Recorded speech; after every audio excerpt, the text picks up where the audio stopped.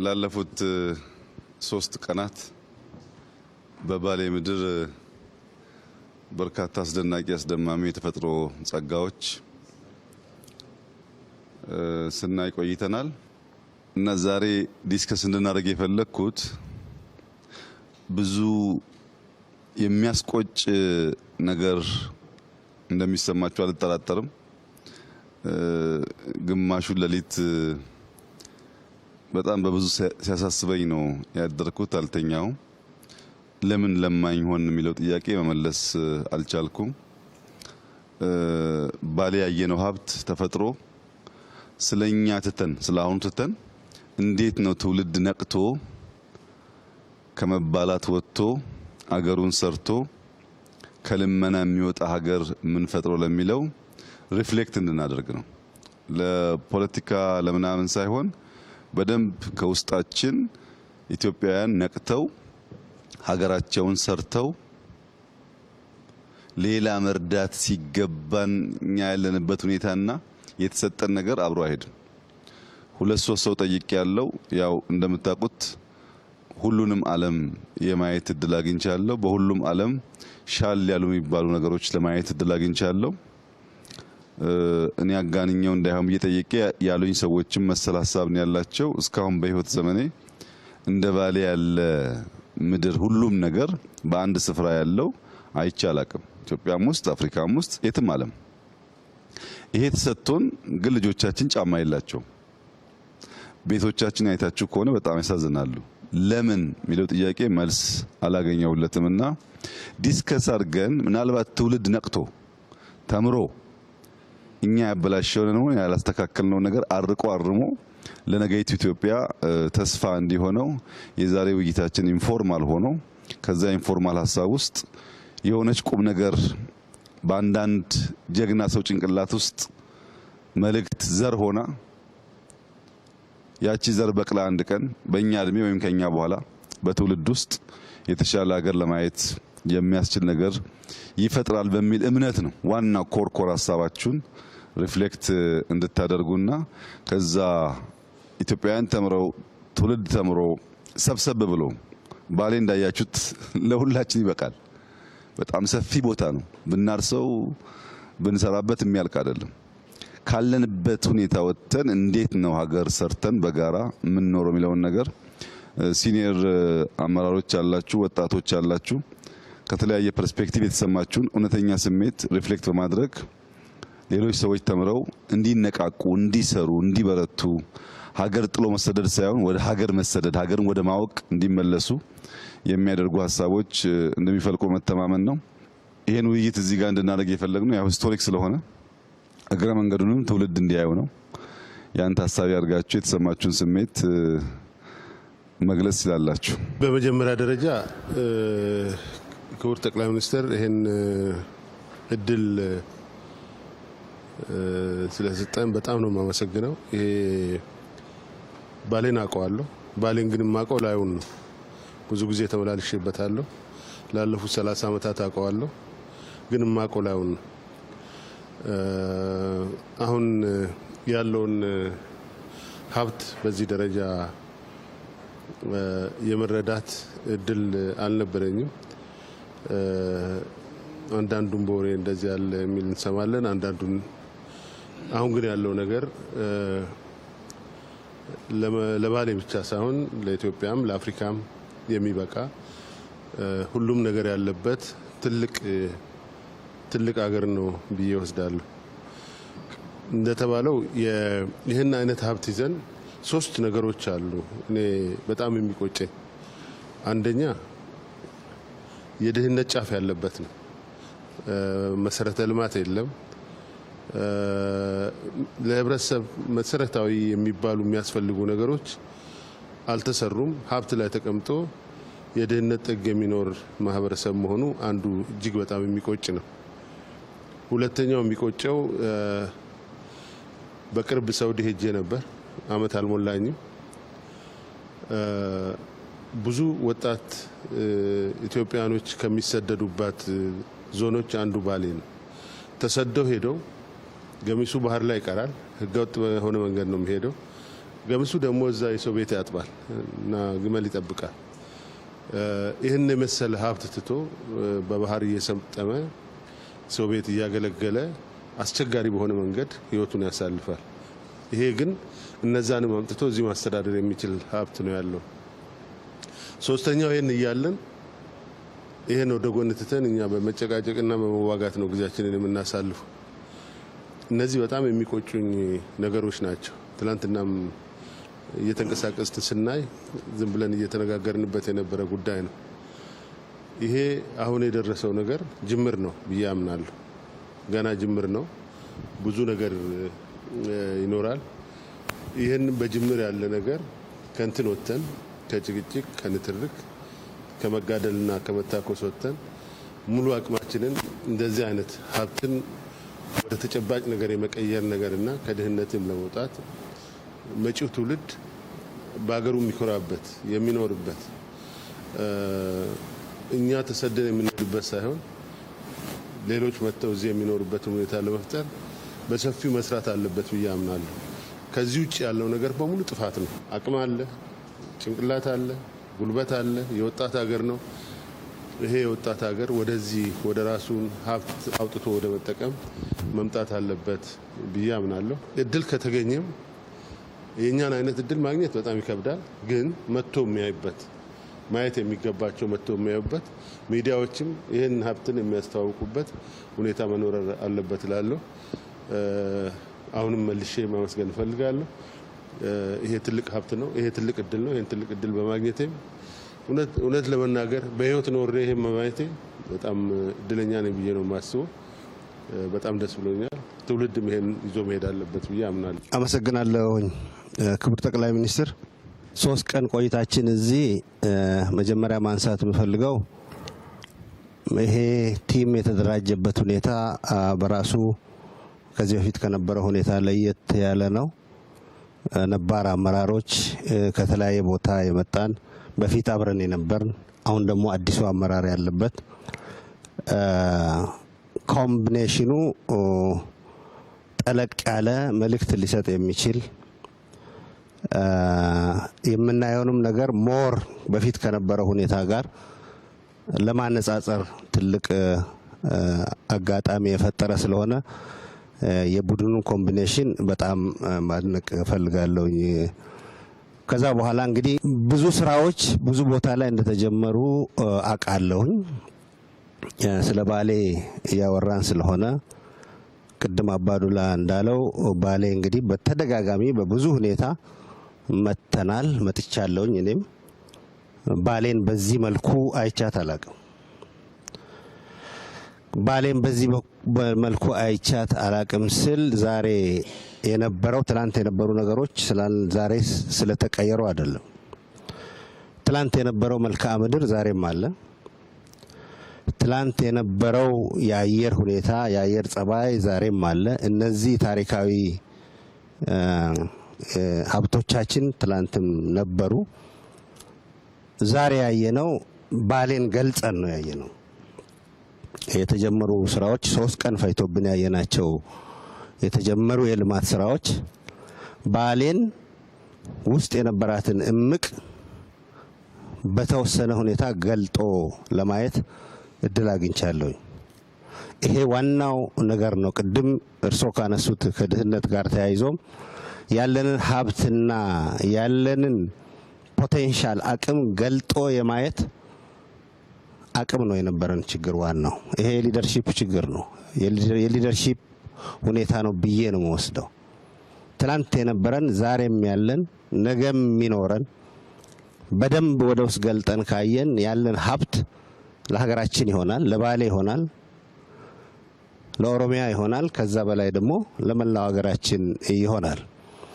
ስለዚህ ዋናው ነገር ያለንን ነገር በቅጡ መገንዘብና መገንዘብ ብቻ ሳይሆን በዛ ላይ ተመስርቶ ወደ ስራ ወደ ውጤት ህዝቡ ተጠቃሚ እንዲሆን የማድረግ ቅድም ስለ ወጣቶች ተነስቷል። ወጣቶች ተጠቃሚ እንዲሆኑ የማድረግ እንደሰማሁት ይሄ አካባቢ ራሱ በሴፍትኔት ከዚህ በፊት የሚኖር አካባቢ ነው።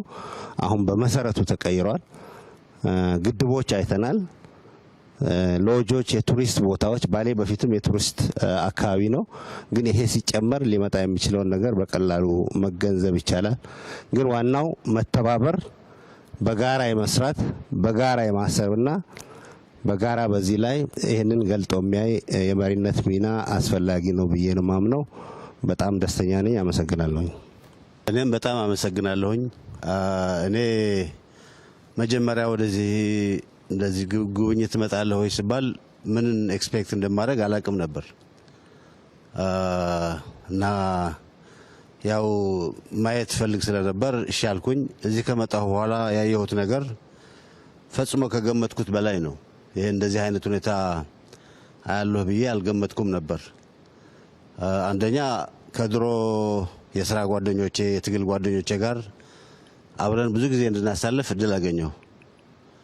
ከረጅም ጊዜ በኋላ ባዱላን፣ አቶ ግርማን፣ እነ አቶ ጂነዲንን፣ ኩማን አላገኘኋቸውም ነበር። አሁን ሽመልስ አብሮን እያለ ብዙ ነገር እንድናወራ፣ ብዙ ነገር እንድናገር እድል ከፍቶልናል። በጣም ነው ደስ ያለኝ።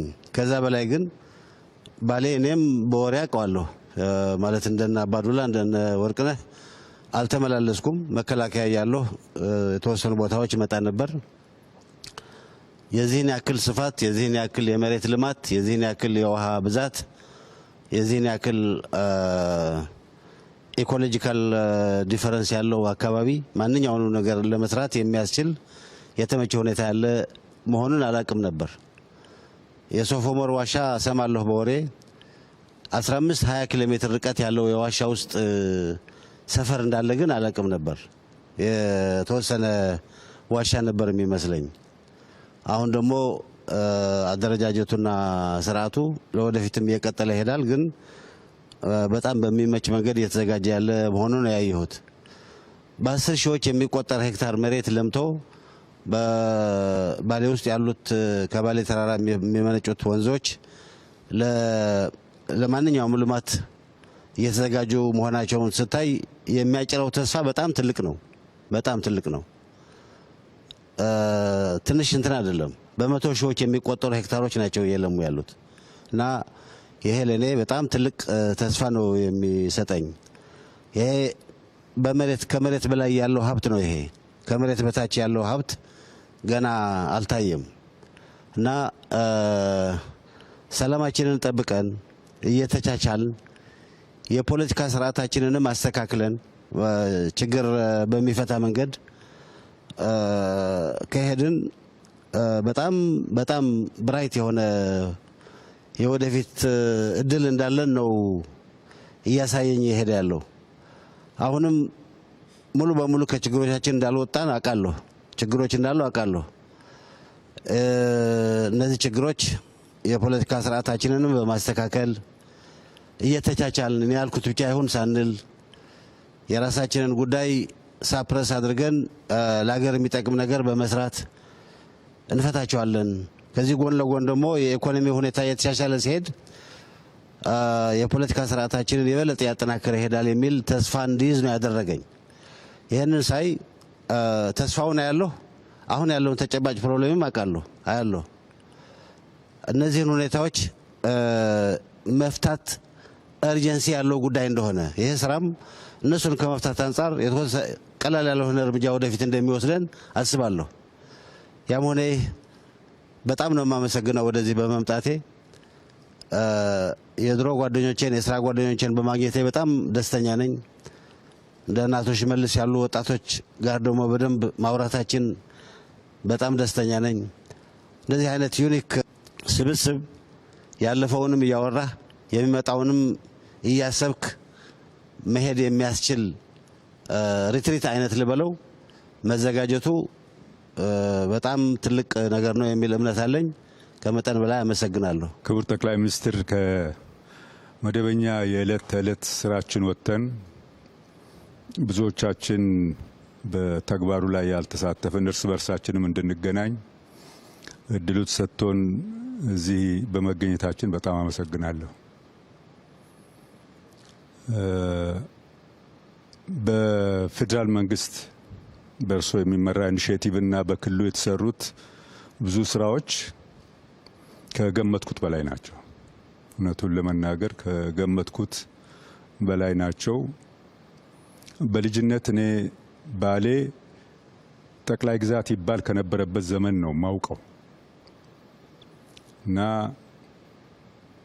በኢትዮጵያ ውስጥ መረጃዎች ወስጄ ሳሰላ አሁን ባሌ ሁለቱ ባሌዎች አንድ ላይ የአጠቃላይ ኢትዮጵያ 3.9% ነው በቆዳ ስፋቱ። ይህንን የሚያክል የአገሪቱ ክፍል እኔ በማውቀው ዘመን መሀል ካለ ልማት ተነጥሎ ምንም አይነት ይሄ ነው ተብሎ ሊጠቀስ የሚችል የልማት እንቅስቃሴ ያልነበረበትን ዘመን ሳስብ በእውነቱ ለአገሬ አዝናለሁ። ከዚህ ሊገኝ ይችል የነበረ ሀብት ብቻ ሳይሆን ይሄም በማልማት ይገኝ የነበረ ልምድና ወደ ሌላ ሊሻገር የነበረው ሁሉ ነው የጠፋብን የነበረውና አሁን በሶስቱ ቀን አካባቢውን ሳይ ግብርናን በተመለከተ የተሰሩ የተወሰኑ መንገዶች ሲታዩ ሙሉ በሙሉ ዋጋቸውን ሊመልስ በሚችል መንገድ የሚያገለግሉ ናቸው። ከፕሬዝዳንት ሽመልስ ጠይቄ ነበርና ምን ያህል መሬት ለመሆኑ እዚህ በሰብል ለማልማት ታርሷል ብዬ ስል በሁለቱ ባሌዎች ወደ 1 ሚሊዮን ሄክታር መሬት ታርሷል ሲባል ይህንን በ20 በመቶ ብቻ አማካይ ምርታማነት 20 ሚሊዮን ኩንታል በላይ ሊወጣበትና ለመላው አገሪቱ ሊሰርፍ የሚችል ነገር ያለበት ኤሪያ ነው የተዘነጋ የነበረው ማለት ነው። በተፈጥሮ ሀብትና በዚህ አይነት ደግሞ ለታሪክ የሚሆኑ ነገሮች ሲታዩ እኔ እዚህ አሁን ውስጡ ያለነውን ዋሻ አይነት ለታሪክ እይታ የሚሆን ሌላ ተቀራራቢ ነገርና አገር አለ ፈልጉና እዩ ቢባል የሚገኝ አይመስለኝም። ይህን የሚሰማ ሰው ወደፊትም መጥቶ የሚያይ ሊያመዛዝን የሚችለው ነውና ይህም ራሱ ተደብቆ የኖረ መሆኑ ሲታይ በጣም በብዙ የሚቆጭ ነው። ይሄ ብቻ ሳይሆን ደኑም የመሬት አቀማመጡም ሌሎች የዱር እንስሳትን ብንመለከት በዚህ ሁለቱ ዞኖች ከ360 ሺህ ሄክታር መሬት በላይ ለዱር አራዊት መመደብ መቻል ከፍተኛ ደግነት ነው። ለአገር ከፍተኛ ደግነት ነው። ለአካባቢው ብቻ ሳይሆን ለቀረው ዓለምና ሕዝብ የሚሆን ነገር ያለበት ቦታ ስለሆነ የተሰራውን የተወሰነ ነገር ሳይ ይሄ ዞንና ይሄ አካባቢ የተደረገለት ነገር ምን ያህል ነው ካለው አለኝታና መጠን ጋር ብዬ ሳስብ ገና ብዙ የሚቀር ነው። ያየነው የመሬት ከፍታ፣ ደን፣ የተለያዩ ለታሪክ የሚሆኑ አካባቢዎች ሲታይ ገና ነው። ግን ይህንን ለማየት የሚችል እይታ እና ለመፈጸም የሚችል አቅም መፈጠሩን ሳይ ግን በእጅጉ ኮራለሁ። እኔ በጣም ደስ ብሎኛል። እድሉም በመገኘቱ ቅድም ጀነራል ጻድቃን እንዳለው እኛ ከዚህ ቀደም አብረን ልንውል የማንችል ሰዎች የተሰባሰብንበት በአንድ ቦታ ለ3 ቀን ያህል ሀሳብ የተቀያየርንበት መሆኑን በጣም አስደስቶኛል። በድጋሚ አመሰግናለሁ። ክቡር ጠቅላይ ሚኒስትር፣ እዚህ በመምጣታችን ሁለት ነገር ነው የተሰማኝ። በአንድ በኩል በስም ስናቅ የነበረው በስም አውቃለሁ ከብዙ ጊዜ ጀምሮ የሶፍ ዑመር ዋሻ ተገልጾ ግን ያለው ፖቴንሻል ማየቱ በአንድ በኩል ደስታ፣ ተስፋን ይፈጥራል። በሌላ በኩል ደግሞ ቁጭትን ነው የሚፈጥረው። ያለው ለልማት ያለው ፖቴንሻል የውሃ፣ የአፈር፣ የዚህ የታሪካዊ አካባቢዎችን ከጠበቅኩት በላይ ባለው ሁኔታ እየተሰሩ ያሉ ቦታውን ወደ ፖቴንሻሉ ወደ ተግባራዊ ለመቀየር እየተደረገው ያለው የፕሮጀክት አፈጻጸም እጅግ በጣም ነው ያስገረመኝና ተስፋ ፖቴንሻሉን ማየት ኢኳሊ ደግሞ ሪሊ በጣም ነው የሚቆጨው። እንዴት እህል ስንነ የለምን መኖራችን በጣም ነው የሚቆጨኝ። በአጋጣሚ በክልሉም ለተወሰነ ጊዜ ሰርቻለሁ ኃላፊነት ላይ ሆኜ የአገሪቱንም ሁኔታ አውቃለሁ። ባለፉት የተወሰኑ ዓመታት ደግሞ ወጣ ብዬ የሌሎችንም አገሮች የልማት ሁኔታ እከታተላለሁ። በእውነቱ የኢትዮጵያን ያህል ተስፋ ያለው በሶስት ጉዳዮች አንዱ ውሃ አለ፣ አፈሩ አለ፣ ለእርሻ የሚሆን ወጣት አለን። የጎደሉን ነገሮች ሁለት ናቸው። ተደጋግሞ እርሶም ሲያነሱት እንደነበረው አንዱ የፖለቲካ ሁኔታችንን የሚስተካከልበት ልዩነት ሊኖር ይችላል።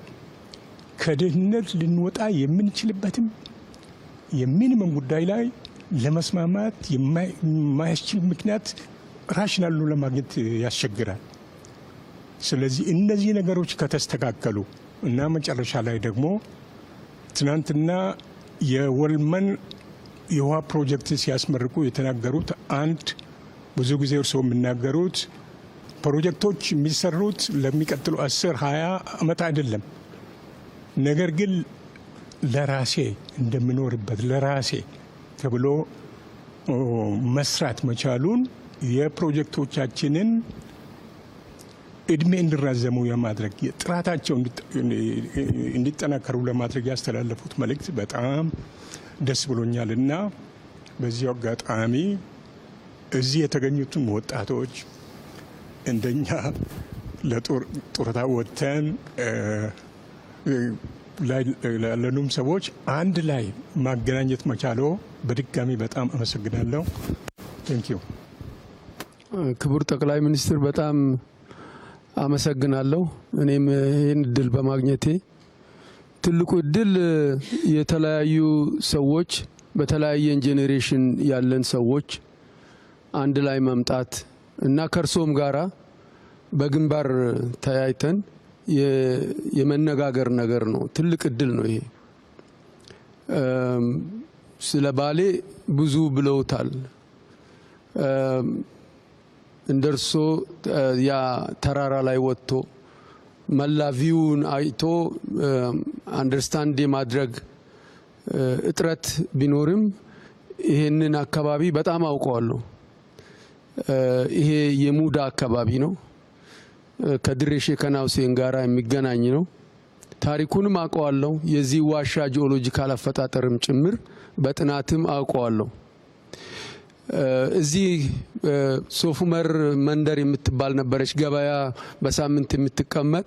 ለዛ አካባቢ ውሃ ለማጥናት በ1978 ጁኒየር ጂኦሎጂስት ሆኜ የመጣሁበት ጊዜ አስታውሳለሁ።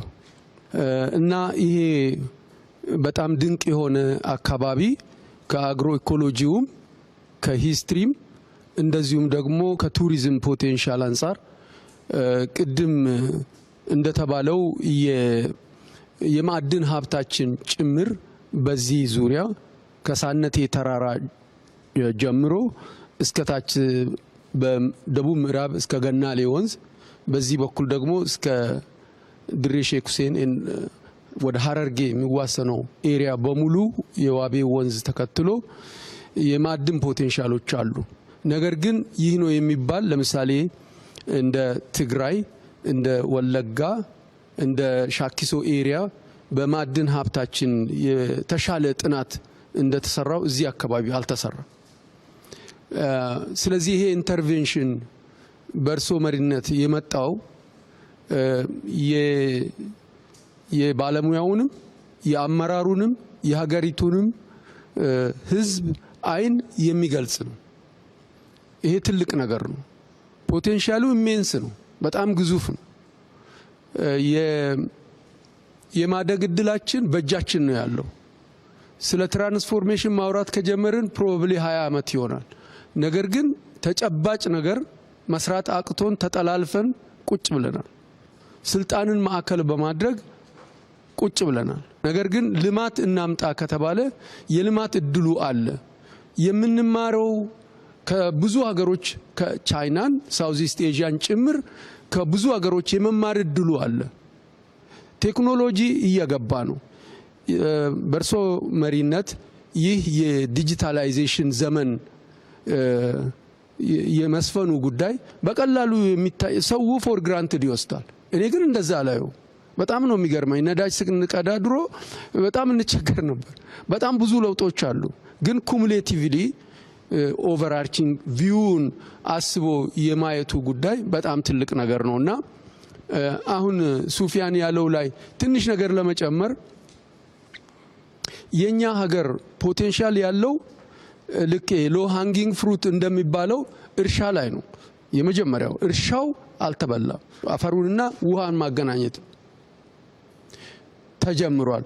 ዌልመን ላይ ትላንትና እርሶ እንዳስመረቁት ፕሮጀክት የምናየው የመጀመሪያው ትልቁ ኢሪጌሽን ነው የሚመስለኝ። አላቅም ሌላ ቦታ እኔ ሚስ ያደረኩት ካለ አላቅም እንጂ በ10 ሺዎች የሚቆጠር ሄክታር መሬት ከአንድ ሶርስ የማልማት አቅም ተጀምሯል። ይሄ በብዙ 10 ሺዎች የሚቆጠሩ ሄክታር መሬቶችን የማልማት አቅማችን ትልቅ ነው። ኤክስፖርት ለማድረግ እድላችን ይጨምራል ማለት ነው።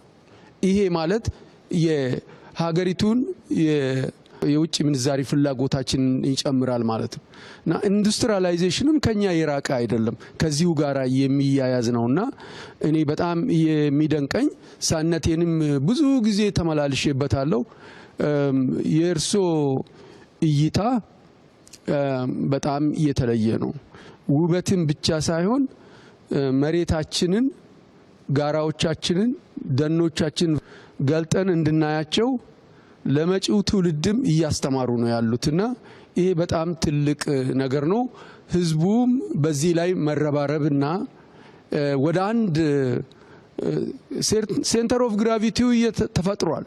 በዚህ ሴንተር ኦፍ ግራቪቲ አንጻር ከዚህ ዙሪያ ተሰልፈን ልማትን ማምጣት እንችላለን። ድህነትን ማስወገድ ይቻላል።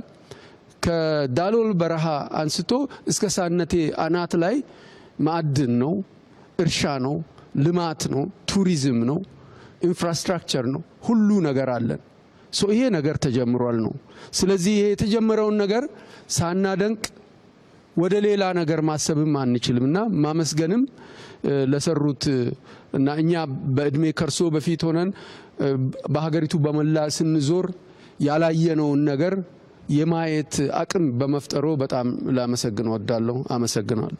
እሺ፣ አመሰግናለሁ ክቡር ጠቅላይ ሚኒስትር። እኔም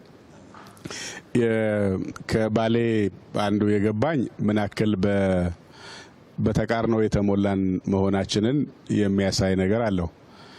የባሌም ብቻውን ወስዶ ኢትዮጵያን በሙሉ መቀለብ ከኢትዮጵያ ደግሞ የሚትረፈረፍ ሀብትን ለሌሎች ጉዳዮች ማዋል የሚቻልበት አቅም እንዳለ አየን። በሌላ በኩል ደግሞ እዚሁ ትላንትና በመረቅነው ፕሮጀክት የዚህ አይነት ጸጋ የተረፈረፈ ጸጋ ላይ የተቀመጠ ሀገር እና አካባቢ አንዱ ገጽታው ሴፍትኔት ለዘመናት ያገኝ የነበረ መሆኑን አየን።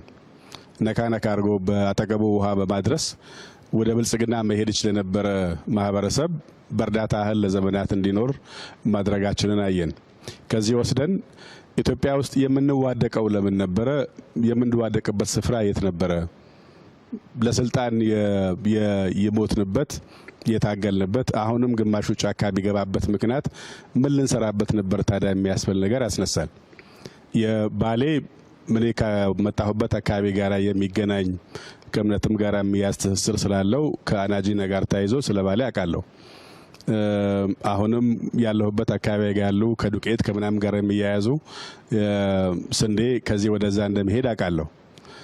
ስንዴ ያመርታል። ከዛ የተረፈው የባሌ ተራራዎች የሚባል በቀይ ቀበሮ ነው የምናውቀው። ከዚህ ያለፈ ግን ይሄ አካባቢ በእንደዚህ አይነት ጸጋ የተትረፈረፈ መሆኑን አናቅም። አሁን ባለፈው ከኢትዮጵያ ደቡባዊ ምዕራብ አካባቢ ያለውን ጸጋ በመግለጥ ምን እንዳለን ለማየት ሞክረናል። ባለፉት ሰሞን ደግሞ ምስራቁ አካባቢ ላይ ያለውን ከፈት አድርጎ ለማየት ተሞክሯል። አሁን የዚህ የባሌን እያየን ያለ ነው። ይሄን ወስደን የእጥረት ያባላል፣ ያጋጫል፣ ያነጫንጫል። ኢትዮጵያ ውስጥ ግን ጸጋ መትረፍረፍ ነው። ለሁሉም ለኛ በቅቶ ለሌሎች የሚተርፍ ጸጋ ኖሮን የምንጋጭበት ምክንያት እሱ ላይ ተኝተንም ሌላ የምናማትርበት ምክንያት ምን ጋርዶን ነው የሚያስብል ነገር ያሳያል። የተፈጥሮ ነፍጥ አይተናል። በትላንትና ወዲያም ስንነዳ የዱር እንስሳት አጠገባቸው እየነዳን ስንሄድ ከማህበረሰቡ ጋር ተላምደው ተዋደው የሚኖሩበት ሁኔታ አይተናል። ተፈጥሮን አርቆ ከተፈጥሮ ታርቆ መኖር የሚቻልበት ባህል እንዳለ አይተናል። በአንድ ወቅት ደቡብ ያለው አንድ አውሮፓ ሀገር ላይ ሄደን 1 ሰዓት ከ20 ያክል ደቂቃ ነተን አንዲት ትልቅ ዛፍ ናት የምትባል እድሜዋ ተነግሮን የስንት መቶ እንደሆነች እሷ ስር ምሳ ተበልቶ ፎቶግራፍ ተነስተን 1-2 ሰዎች ዛፏን እንዲያቅፉ ተደርጎ እንዴት ትልቅ እንደሆነች ለማየት ሞክረናል። ባለፉት 3 ቀናት ባየነው በዚህ በባሌ ግን እንደዛ አይነት ዛፎች ያንዳቸው ቅርንጫፍ ሌላውን ጠላልፎ በውስጡ ማለፍ የማይቻልበት ማህበረሰብ ፈጥረው እናያለን። ለሌላው አንድ የሚያያት ነገር ብርቅ ነገር እሷን አዋዶ ወዶ አድንቆ መሸጥ የሚቻልበት ነገር እያለ እኛ ራሳችንን ለማወቅም ለመፈለግ ያወቅነውን ማድነቅም ለመፈለግ እሱን ለማልማትም ያልፈለግንበት ምክንያት የትኛውን ኢትዮጵያ ነበር ታዲያ የወደድናት የሚያስብል ጥያቄ ያስነሳል። ይሄን ካየን የድህነታችን በውሳኔያችንና በፈቃዳችን ላያችን ላይ የጫነው እንደነበር የሚያሳይ ነገር አለው። በዚህ ብቻ አይደለም። የባሌ አሁን ያየነው በበርካታ የሀገራችን አካባቢዎች ላይ ኢትዮጵያን ገልበጥ አድርጎ ማየት አዲስ አበባ ራሱን ጨምሮ የገጠር ነዋሪዎችን ጨምሮ የምናይበት መንገድ ከተለመደ ወጣ ባለ መንገድ ማየት የሚቻል አዲስ እይታ ያለው መሪ መኖር ያመጣው ለውጥ መሆኑን እናያለን። ይህን ደግሞ የዛሬ 50 የዛሬ 100 ዓመት ጀምረ ነው ቢሆን ኖሮ አሁን በአጭር ጊዜ ውስጥ እርዳታ እንጀምር ተብሎ ፕራይም ሚኒስትሩ ኢንትሮዱስ ከሚያደርጉት ተስፋ ጋር ተያይዞ ድሮኑ እርዳታ መስጠት ምንችል ሀገር መሆን እንችል ነበር። ከዚህ ሀገር ሰው የሚወጣበት ሳይሆን ዓለም ያውም ከተሰጠን የአየር ሁኔታ የአየር ጸባይ ሁኔታ ጋር ተያይዞ ዓለም ኢትዮጵያ ውስጥ እየጎረፈ መኖር የሚችልበትን ሀገር ማድረግ እንችል ነበር።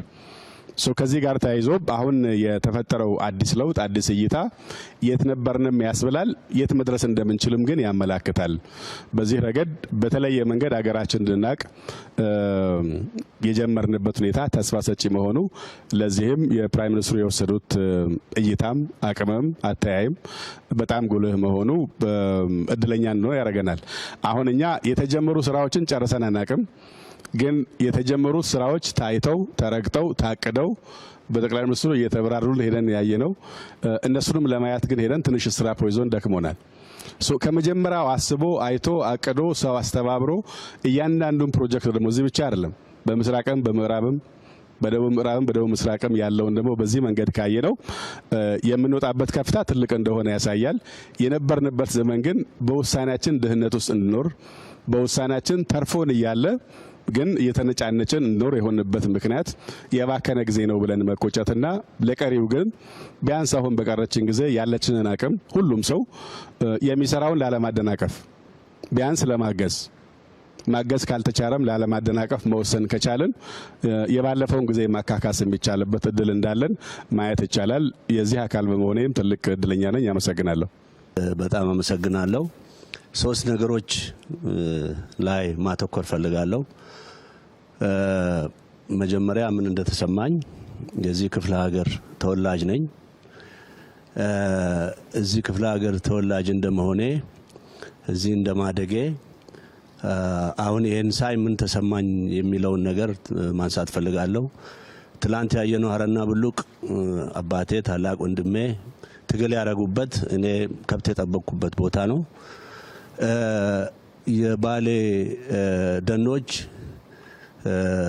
የነጻነት ተዋጊዎችን ሽፋን በመስጠት ብዙ ዘፈኖች አሉ። እንደ አንድ ትግል አካል ነው የሚቆጠሩት እና ስናድግ ከዚህ ጋር ነው ያደግነው። አሁን ምን ተቀየረ ነው ወደዛ ነው የሚሄደው። ጠቅላይ ሚኒስትሩ ለጠየቁት ጥያቄ የሁሉ ሀብት ያለ ለምንድን ነው ያላደግነው የሚለው ከውጪ ስንገባ አግኝተውን በ2 ሳምንት መሰለኝ እንደገና ጠርተውን ቪዲዮ አሳዩንና አዲስ አበባን እንደዚህ አድርጌ መቀየር ፈልጋለሁ አሉ። ከዛ ሸራተን ሄደን ገመገምንኛ ከመሪዎቻችን ጋር። እኛ የምናውቀው ፖለቲካ ነው፣ ስለ ፖለቲካ ነው። ጠቅላይ ሚኒስትሩ ከኛ ጋር ፖለቲካ አላወሩም፣ ስለ እድገት አወሩ። እና እኛ የምናውቀው ስንት ዓመት ያደግንበት ሰልፍ ተርሚኔሽን ኢምፓየር የኦሮሞ ነጻነት ምናምን ነው የሁሉ ተው ስለ እድገት አወሩና ከዛ ወዲህ ሳይ ይሄ አቋማቸው ኮንሲስተንት ነው። እንግዲህ ከኛ በምንድን ነው የሚለየው? ከዚህ በፊት ከነበሩት መሪዎች የሚለየው ምንድነው? የእይታ ጉዳይ ነው። ማይንድሴት ማይንድሴታቸው ዴቨሎፕመንታሊስት ነው። ሀብት በመፍጠር እኔ ባሌን ዛፉን እንደ ዛፍ እንደኛ ድጋፍ እንጂ እንደ ሀብትም አይቼው አላውቅም። ሶፍ ዑመርም 8ኛ ክፍል ጂኦግራፊ አስተማሪ አምጥቶ አሳይቶናል። ሀብት ይሆናል አይደለም አንድ የኢትዮጵያ አንዱ ወንደር የሚለው ነው እንጂ ሀብት ሆኖ የኢትዮጵያ እድገት አካል ይሆናል በሚል አላየንም። እና የተቀየረው ነገር እርሶ መጽሐፍ ቻፕተር 1 ላይ አለ። የኢትዮጵያ የመቆርቆዝ ትልቁ ፋክተር የእይታ ነው ይላል። እና ማይንድሴት ከሌለ ፓራዳይም ሺፍት አይኖርም። እኔ ብልጽግና ሲመሰረት እንዴት እንደተደሰትኩ ልነግራችሁ አልችልም። ያደኩበት ድርጅት በጣም ወደዋለሁ፣ አልዋሻችሁም። ግን አይ ዋንት ቱ ሺፍት ፓራዳይም ሺፍት ማድረግ ስለምፈልግ ከዘርፈ ብዙ የእድገት ፕሮግራም ነው የሚከተሉት። የእርሻ አለ፣ አርባን ትራንስፎርሜሽን አለ፣ የቱሪዝም አለ፣ የቴክኖሎጂ አለ። ይሄ እንግዲህ ትልቅ ፋክተር ነው። ካፒታል ክሪኤሽን፣ ካፒታል አኩሙሌሽን ላይ ነው ፎከስ የሚያደርጉት። ዚስ አር ዘ ቱ ኢምፖርታንት ፋክተር ፎር ትራንስፎርሜሽን። እና እኔ የቆረቆዝ ነው የእይታ ጉዳይ ነው። አሁን ከዛ ዲፓርቸር እያደረግን ያለነው ማይንድ ሴት ነው። ይሄን ደግሞ አይዲዮሎጂ ማድረግ አለብን። የህዝቡ አይዲዮሎጂ፣ የታጋዮች አይዲዮሎጂ፣ የቢሮክራሲው አይዲዮሎጂ ማድረግ አለብን። የመፍጠር የመፍጠን ሰርቪስ የማድረግ ይሄን ካረግን ትልቅ ነገር ማድረግ እንችላለን የሚል ነው። ሌላው እኔ ኦብዘርቭ አድርጌ ያለው እዚህ ውስጥ ያላችሁትን ኦልሞስት ከሁላችሁም ጋር በቅርበት እንደ ጓደኝነት ነው የምናወራው። በጋራ ያለን ነው የሚበዛው። ከዲፈረንሱ ይልቅ በጋራ ያለን ነገር ይበዛል። but at the same time ኮንፍሊክት የምንገባበት ምክንያት maybe time ወስደን ዴሊብሬሽን ጠቅላይ ሚኒስትሩ እሳቸው አጠገብ ስለነበርኩ ያበር ያልተከፈለለት ሰው አልነበረም። እዛ ቤት ያልመጣ ፖለቲካ መሪ፣ እዛ ያልመጣ የሃይማኖት መሪ አልነበረም። but ያንን ኦፖርቹኒቲ የተጠቀመ አለ፣ ያልተጠቀመ አለ። እና እኔ ትልቅ ተስፋ ነው የሚታየኝ። ትልቅ ስቴት ትራንስፎርሜሽን እየዞረ ነው ይዞራል። ኢትዮጵያ ትቀየራለች የሚላለኝ። ሁላችሁንም ስላገኘኋችሁ ደስ ብሎኛል። አመሰግናለሁ። ክቡር ጠቅላይ ሚኒስትር፣ የዛሬ 7 ዓመት 6 ዓመት ባሌ ደጋግሞ ይዞን ሲመጡ የነበረው ነገር ከፍተኛ ቁጭት ነው የነበረው። አንዳንዴም ከቁጭቱ ያለፈ ደግሞ ቁጣዎችም ነበሩ። ዛሬ ላይ ቆሜ ሳየው በዚህ አጭር ጊዜ ውስጥ ይሄ ሁሉ ነገር ተቀይሮ ካለፈው አንጻር ሳየው ከፍተኛ ርቀት የመጣንበት እሱንም የሚሰማኝ ስሜት እጅግ በጣም ደስተኝነት ነው። የታሰቡ ነገሮችና ደግሞ ከዚህ ተነስቶ ወደፊት የሚመጡትን ነገሮች ደግሞ ኢማጂን ሳረግ እጅግ በጣም ከፍተኛ ደስታ ይሰማኛል። የመደመር ትውልድ መጽሐፍ ሲመረቅ ሶፍ ዑመርን እንደ ዲቨሎፕመንት ሴንተር ተወስዶ እዛ እንዲጀመር ክቡር ጠቅላይ ሚኒስትር መመሪያ ከሰጡበት ጊዜ ጀምሮ ከፍተኛ ስራ የተሰራበት ያ የነበረው ቁጭትን የሚያርም የመደመር ትውልዱ ደግሞ አዲስ መንገድ የሚከፍትበት ህዝቡም ከነበረበት ድህነት፣ ኋላ ቀርነት ከሴፍቲኔት የሚላቀቅበት ኢንቴግሬትድ የሆኑ ቅድም እንደተገለጸው በግብርናም፣ በማዕድን፣ በቱሪዝም አልፎም ደግሞ በአርባን ዲቨሎፕመንት ሰፋፊ ስራዎች የተጀመሩበት ህዝቡ ላይም ሁላችንም ላይ ከፍተኛ ተስፋ የፈጠረበት ለኢትዮጵያም ትልቅ ጉልበት እንደሚሆን የታየበት ነውና ያ ቁጭት በጣም ኢንቴግሬትድ የሆነ ራዕይ አስቀምጦ ከዛ ራዕይ ደግሞ ማዕከል ተደርጎ ሀሳቦች ዲቨሎፕ ተደርጎ ከዛ ሀሳብ ወደ ተግባሩ መልሶ ሀሳቡን ያዳበረበት እና ከፍተኛ ውጤት የተገኘበት ነው ያየነው። እኔ በዚህ ትሪፕ በጣም ሲኒየር አመራሮች ቀድሞ የነበራችሁ አመራሮችም መምጣታችሁ ሀሳብ መቀያየር ያለውንም ነገር መረዳት ያለፈውንም ነገር ለማሰብ መጪውንም ዘመን ኢትዮጵያ ወዴት እየሄደች እንደሆነ የኢትዮጵያ ብልጽግና አይቀሬ መሆኑንም ያየንበት ነው ብዬ ነው የምወስደው። ትልቅ ትምህርት የተገኘበት ነው ብዬ ነው የምወስደው። ባሌ ክቡር ጠቅላይ ሚኒስትር ሁሌ እንደሚያነሱት ኢትዮጵያ ለራሷ ስትል ልታለማው ይገባል ብለው ደጋግሞ ያነሱ ነበረ እና ለማታለንም ብሎ በቁጭት ሲናገሩ ነበረ። እሱ አሁን በግብርናውም በማዕድኑም ስፔሻሊ በቱሪዝም በአርባን ዲቨሎፕመንቱም ታይቷል።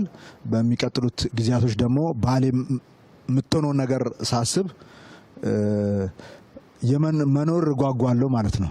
አሁን ከሆነው በላይ ትልቅ ነገር ሊሆን እየመጣ እንደሆነ ህዝቡም ወደ ላቀ ደረጃ እንደሚሸጋገር ለኢትዮጵያም ደግሞ ትልቅ ጉልበት የሚሆን አካባቢ እንደሚሆን በግልጽ የሚታይበት ነው። ስለዚህ ይሄንን የተደበቀ የተረሳ አካባቢ ከተደበቀበት ስላወጡ እና ከተረሳበት እና ሁሉም ሰው ነክቶ ከእንቅልፍ ነክቶ ወደዚህ ስራ እንዲገባና አዲስ ታሪክ እንደ መደመር ትውልድ እዚህ እንዲፈጠር ስላደረጉ በጣም ማመስገን እፈልጋለሁ። ያኔ የዛሬ 7 ዓመት 6 ዓመት እንቀይረዋለን ሲባል እንትን በጣም ያስፈራኝና ያስደነግጠኝ ነበር። ምክንያቱም ድህነቱና ችግሩ ሰፊ ስለሆነ አሁን ደግሞ ሳየው ያፍራቻዬ የድህነት ዋሻ እንደሆነ ነው የሚገባኝ። ከዚህ ወጥተን በድፍረት እና በቁርጠኝነት በተግባር እንዴት እንደማይሆን በማሰብ ሳይሆን እንዴት እንደሚሆን በማሰብ ነገሮችን መቀየር እንደምንችል በተግባር ያየሁበት የተማርኩበት ነው። ይሄ ለአጠቃላይ ለኦሮሚያ ክልል ሌሎች አካባቢዎችም ለተጀመሩ ስራዎች ትልቅ መሰረት ነው፣ ለቀጣይ ለሚሰሩ ስራዎችም ትልቅ ጉልበት ነው የሚል እምነት ነው ያለኝ። ከሁሉ በላይ ለምን የሚለው ጥያቄ እና ከዛ የሚመጣው ቁጭት ሀሳቡን ደግሞ የሚያደረጅ ተግባር በተግባር ሲታይ ወደ ላቀ ደረጃ መሸጋገር እንደምንችል ያየንበትና የተማርንበት ነው። ያለፈውንም ሳስብ በጣም ደስ ይለኛል፣ የሚመጣውን ደግሞ ሳስብ እጅግ በጣም ደስ ይለኛል። ስለዚህ እንደ ድሮ ስጋት ሳይሆን የሚታየኝ ሞር በዚህ ውስጥ ትልቅ ተስፋ ነው የሚታየኝ እና ይሄ ጨለማ ሰማው እየተገፈፈ ከፍተኛ ብርሃን እየመጣ ብርሃኑ ደግሞ ቀጣይ ጉልበት እየሰጠን ያለው እዚህም ደግሞ የነባር አመራሮች ሰሞኑን ሲሰጡት የነበረው ሀሳብ ሲደረግ የነበሩት ውይይቶች እና የሀሳብ መከፋፈሎች ሀሳብን ለአንዱ ላይ የማካፈል ጉዳይ ለኢትዮጵያም ትልቅ ጉልበት ትልቅ መሰረት ይሆናል የሚል እምነት ነው ያለኝ።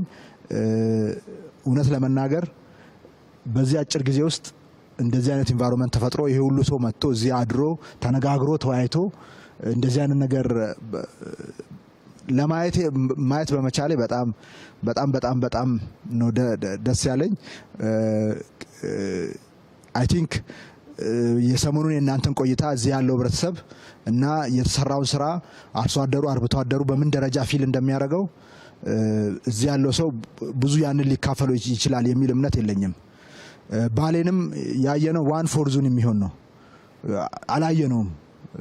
3/4 ዙን አላየነውም እና እዚህ የነበረው ህብረተሰብ የነበረበት ጨለማ የነበረበት ተስፋ መቁረጥ እና ሴፍቲኔት ዌይ ኦፍ ላይፍ ሆኖ ሰው ሴፍቲኔት እየተመዘገበ የሚጋባበትና የሚዋለድበት ያ ሁሉ ታሪክ በመሰረታዊነት ተንዶ አዲስ ተስፋ አዲስ ጉልበት የተፈጠረበት ስሜት እነሱን ሆኖ የእነሱን ህይወት መኖርን እና በዚህ ህይወት ውስጥ ማለፍን የሚጠይቅ ይመስለኛል። ስለዚህ ያንንም ስሜት ሳስበው በጣም ጉልበት ይሰጠኛል እና እጅግ በጣም ደስ ብሎኛል እውነት ለመናገር። አመሰግናለሁ። ክቡር ጠቅላይ ሚኒስትር፣ እኔ 3 ነገሮች ነው ማንሳት እንፈልገው። መጀመሪያ እንኳን ወደዚህ መጣን። እኔ ባሌ የመጨረሻ የመጣሁት 13 ዓመት በፊት ነው። ባሌ ጂኦግራፊ ነው ለኛ መልክዓ ምድር ነው እንጂ ሌላ ነገር የለውም። ደርሼ መጥቻለሁ። ቢያንስ ያኔ መንገድ ለመመረቅ ነበር የተመጣው። በስንት ዘመን የተሰራች አንድ መንገድ ብቸኛ መንገድ ነበረች። በሄሊኮፕተር ሄድኩት። በጣም ሀብታም ምድር መሆኑን የሚያጠራጥር ነገር አልነበረው። እንዲህን አትሊስት ሀብት ለመጠቀም እንኳን መንገድ ቀደም ብሎ መስራት እንዴት አልታያቸውም ብዬ ጠይቅ ነበረ። ያኔ እንኳን ያልኩት ለመዝረፍ ነበረ፣ ግን መዝረፍ የሚለው ቃል ትንሽ ከወድ ስለሚል ነው። ሶፍ ዑመርን የማየት ያው መልክዓ ምድር ክላሶቻችን ላይ ሶፍ ዑመር ኢትዮጵያ ከምትኮራባቸው ተብሏል። ተሰማዋል። ሶፍ ዑመር አጠገብ ሆኜ ሶፍ ዑመር የመሄድ ፍላጎቱም አልነበረኝም። ብፈልግም ኖሮ ኢንፍራስትራክቸሩ አልነበረም። በጣም መንቻካ ፈረንጆች ማየት አለብን ብሎ ከሚመጡት በስተቀር እዚህ ጋር የሚባል እንቅስቃሴ የለም። የመጀመሪያው ትኩረቴ እንኳንም አጋጣሚው ተፈጥሮ ወደ ሶፍ ዑመር ለመምጣት ሶፍ ዑመርን ቅድም ጻድቃንም እንዳነሳው መልክዓ ምድር ብቻ ሳይሆን ታሪክም እንደሆነ ለማየት እድሉ እንኳን ገጠመኝ ይላል። ሶፍ ዑመር እንዳልኩ ዋሻ እቺ ፎቶ ላይ የምናያት ነገር ብቻ ነች እንጂ ውስጥ ገብተህ ይሄን ያክል ረጅም ርቀት ያለው ሰብተራኒያን ዓለም እንደሆነ እንግዲህ ባሌ አካባቢ መልክዓ ምድር ተራሮች አሉት። ቅድም እነ ጁነዲን ሲያነሷቸው የነበሩ እኔም ትልቁ ፒክ ላይ ፎቶ ለመነሳት ጭምር የቻልኩበት ነው። በታሪክ ምን ሰማይ ነበረ፣ በወሬ ምን ሰማይ ነበረ። ከመልክዓ ምድርነት ባለፈ ሰውን አታስታውስም፣ ታሪኩን አታስታውስም። ስለዚህ ተጨማሪ ታሪኮችን ማየት የምንችልበት እድል ስለተፈጠረ በጣም ጥሩ አጋጣሚ ነው የሚል እምነት አለኝ። ሶፍ ዑመር መልክዓ ምድር ብቻ ግን አይደለም። ባሌ ያሉት ተራሮች መልክዓ ምድር ብቻ አይደለም። ውብ የመሆናቸውን ያክል ብዙ እንስሳት መያዛቸውን ያክል ታሪክም ናቸው። ይህ አካባቢ ለምሳሌ የኢትዮጵያ ኢንተግራል የመልክዓ ምድር አካል ነው። ሶፍ ዑመር ይኮራበታል። ሰሜን ማነው የባሌ ማውንቴንስ ይኮራባቸዋል። ግን ደግሞ እዚህ አካባቢ ከ1000 ዓመት በፊት ጀምሮ ከሙሉ ዓለም የተሰባሰቡ የእስልምና ምሁራን ትምህርት ይቀስሙበት የነበረ አካባቢ መሆኑን ማንም ሰው አስታውሶ አያውቅም። የታሪካችን አካል አድርገንም ተንትነነው አናውቅም። በጂኦግራፊ የምንኮራውን ያክል ታሪኩም አካላችን ነው ብለን አስበን የምንችልበት አጋጣሚ ነበር ወይ? ቅድም እንደተነሳው ለጂኦግራፊ ያለን ፍቅር ኢትዮጵያም ሆነ ሂማሊያስ ሆነ ብዙ ላይቀየር ይችላል። እዛ ውስጥ ያለው ታሪክ ግን የኛም ታሪክ አካል ነው ብለን ባሰብን ቁጥር ነው የበለጠ አታችመንታችን የሚጠነክረውና ከመልክዓ ምድር ወጥተን ታሪኩንም ጭምር ለማየት አጋጣሚ ስለፈጠረ ከሶፍ ዑመር ጀመርን እንጂ ያየናቸው አካባቢዎች ውስጣቸው ብዙ ታሪክ ያዘሉ ናቸው።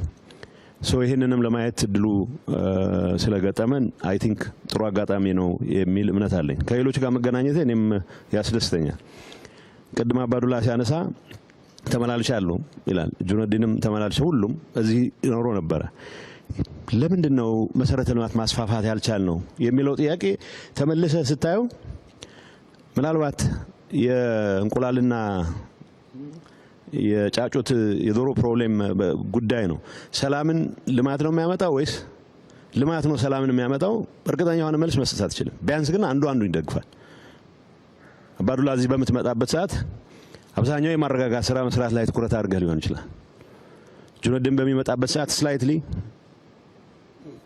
የተለየ ስራ ሰርቶ ሊሆን ይችላል። እንደዛው የሆነ ይሄንበት ሂደት ነው። ግን በተግባር እዚህ አካባቢ ያለውን ፖቴንሻል መጠቀም ያስቻለን እድል ለምን አላየንም ብለን ስናስብ ታሪክ አለው፣ ጂኦግራፊ አለው፣ ብዙ ሀብት አለው።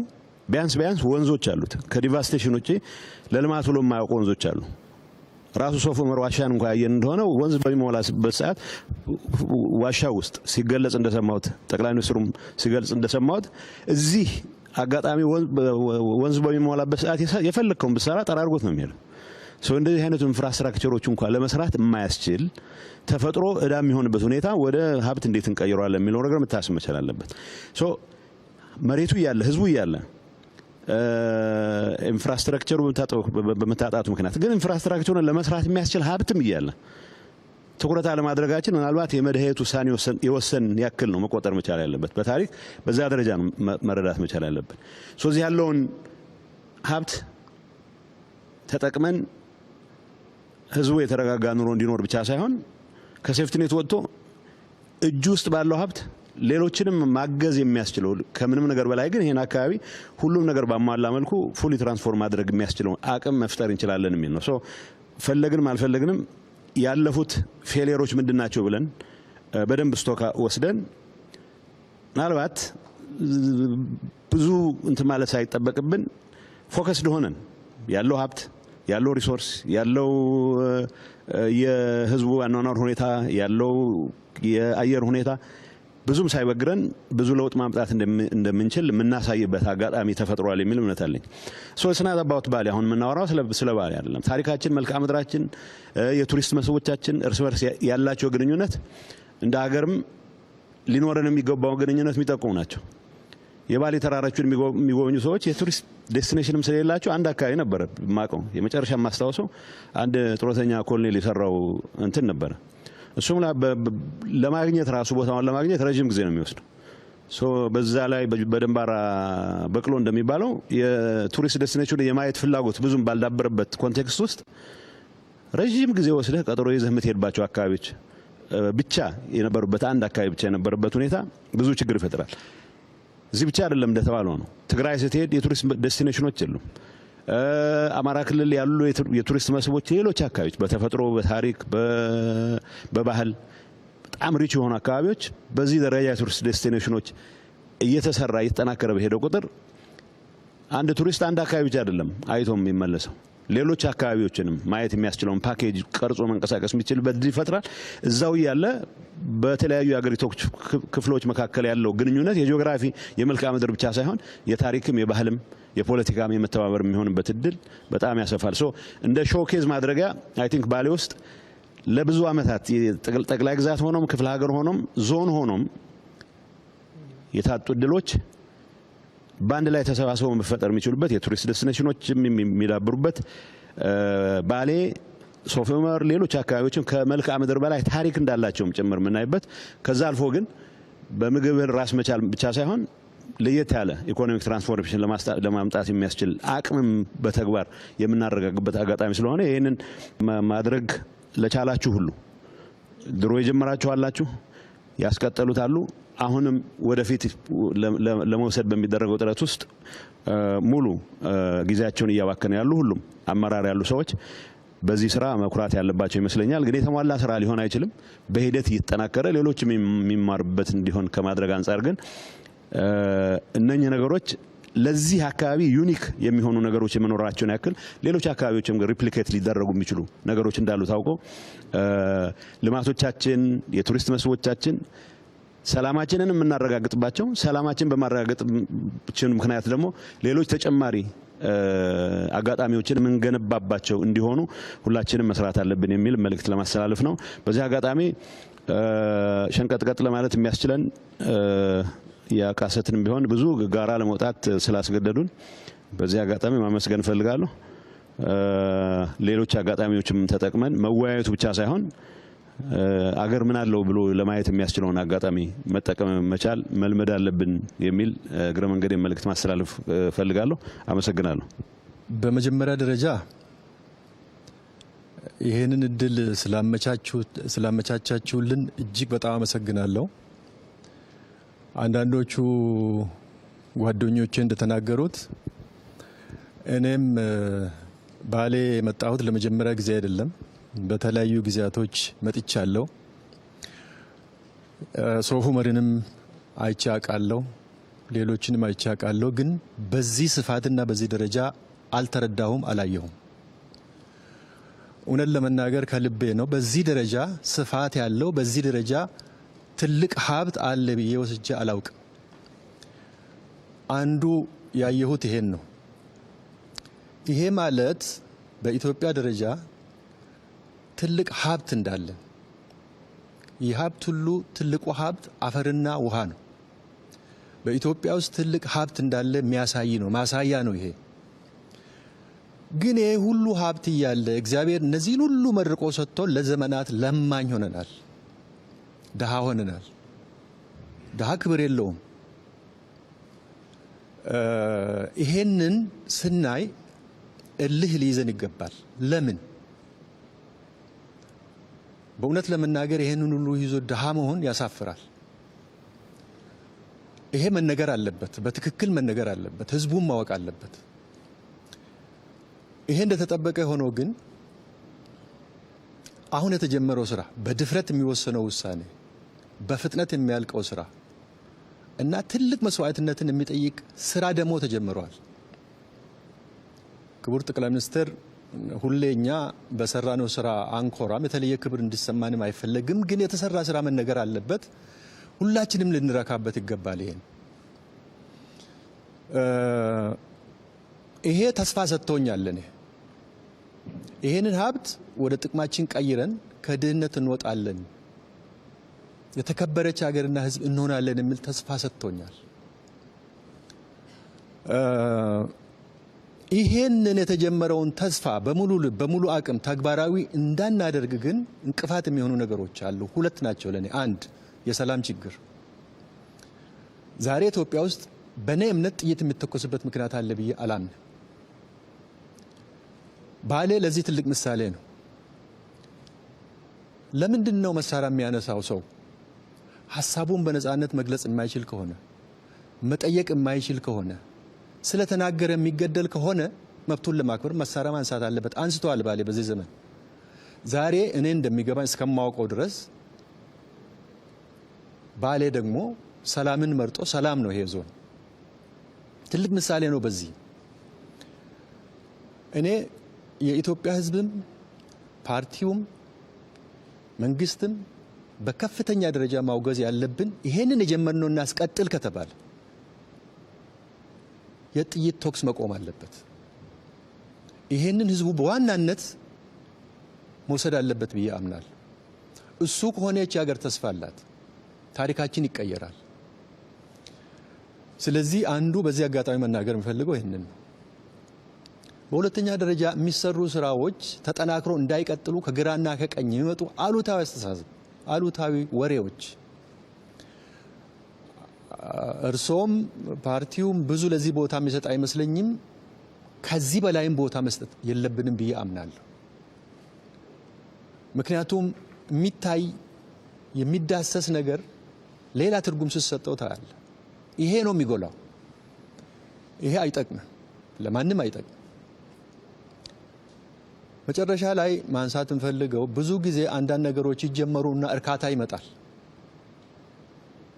ገና ነው ጅምሩ፣ ተስፋ አለው ብለን ስንል እርካታ ግን መኖር የለበትም፣ እንቅፋት ነው የሚሆነው።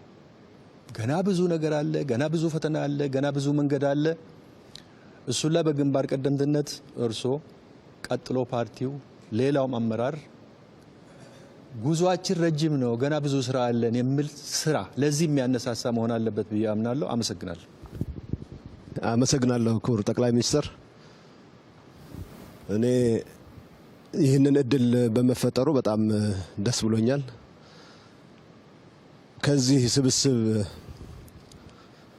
የተማርኩት ይቺ ሀገር ምን ያክል እድለኛ ነች ብቻ ሳይሆን የዚች ሀገር አመራር አካል የነበሩ ሰዎች ተሰባስበው በእነሱ ጊዜ ምን እንደነበርም የሚያዩበት፣ አሁን ከነሱ በኋላ የመጣው መንግስት እየሰራ ያለውን ስራ ምን እንደሆነ እንዲህ በጋራ ሆነው ተሰብስቦ ማየት የቻሉበት ሁኔታ ስለተፈጠረ እነሱ ብቻ አይደሉም ያሉት፣ ግን ያ ፓርት ብዙ ትርጉም ስላለው በተለይ ደግሞ ከሰሜኑ የሀገራችን ክፍል ለመጣን ሰዎች እንደዚህ አይነት ነገሮች የሚታወቁ አይደሉም።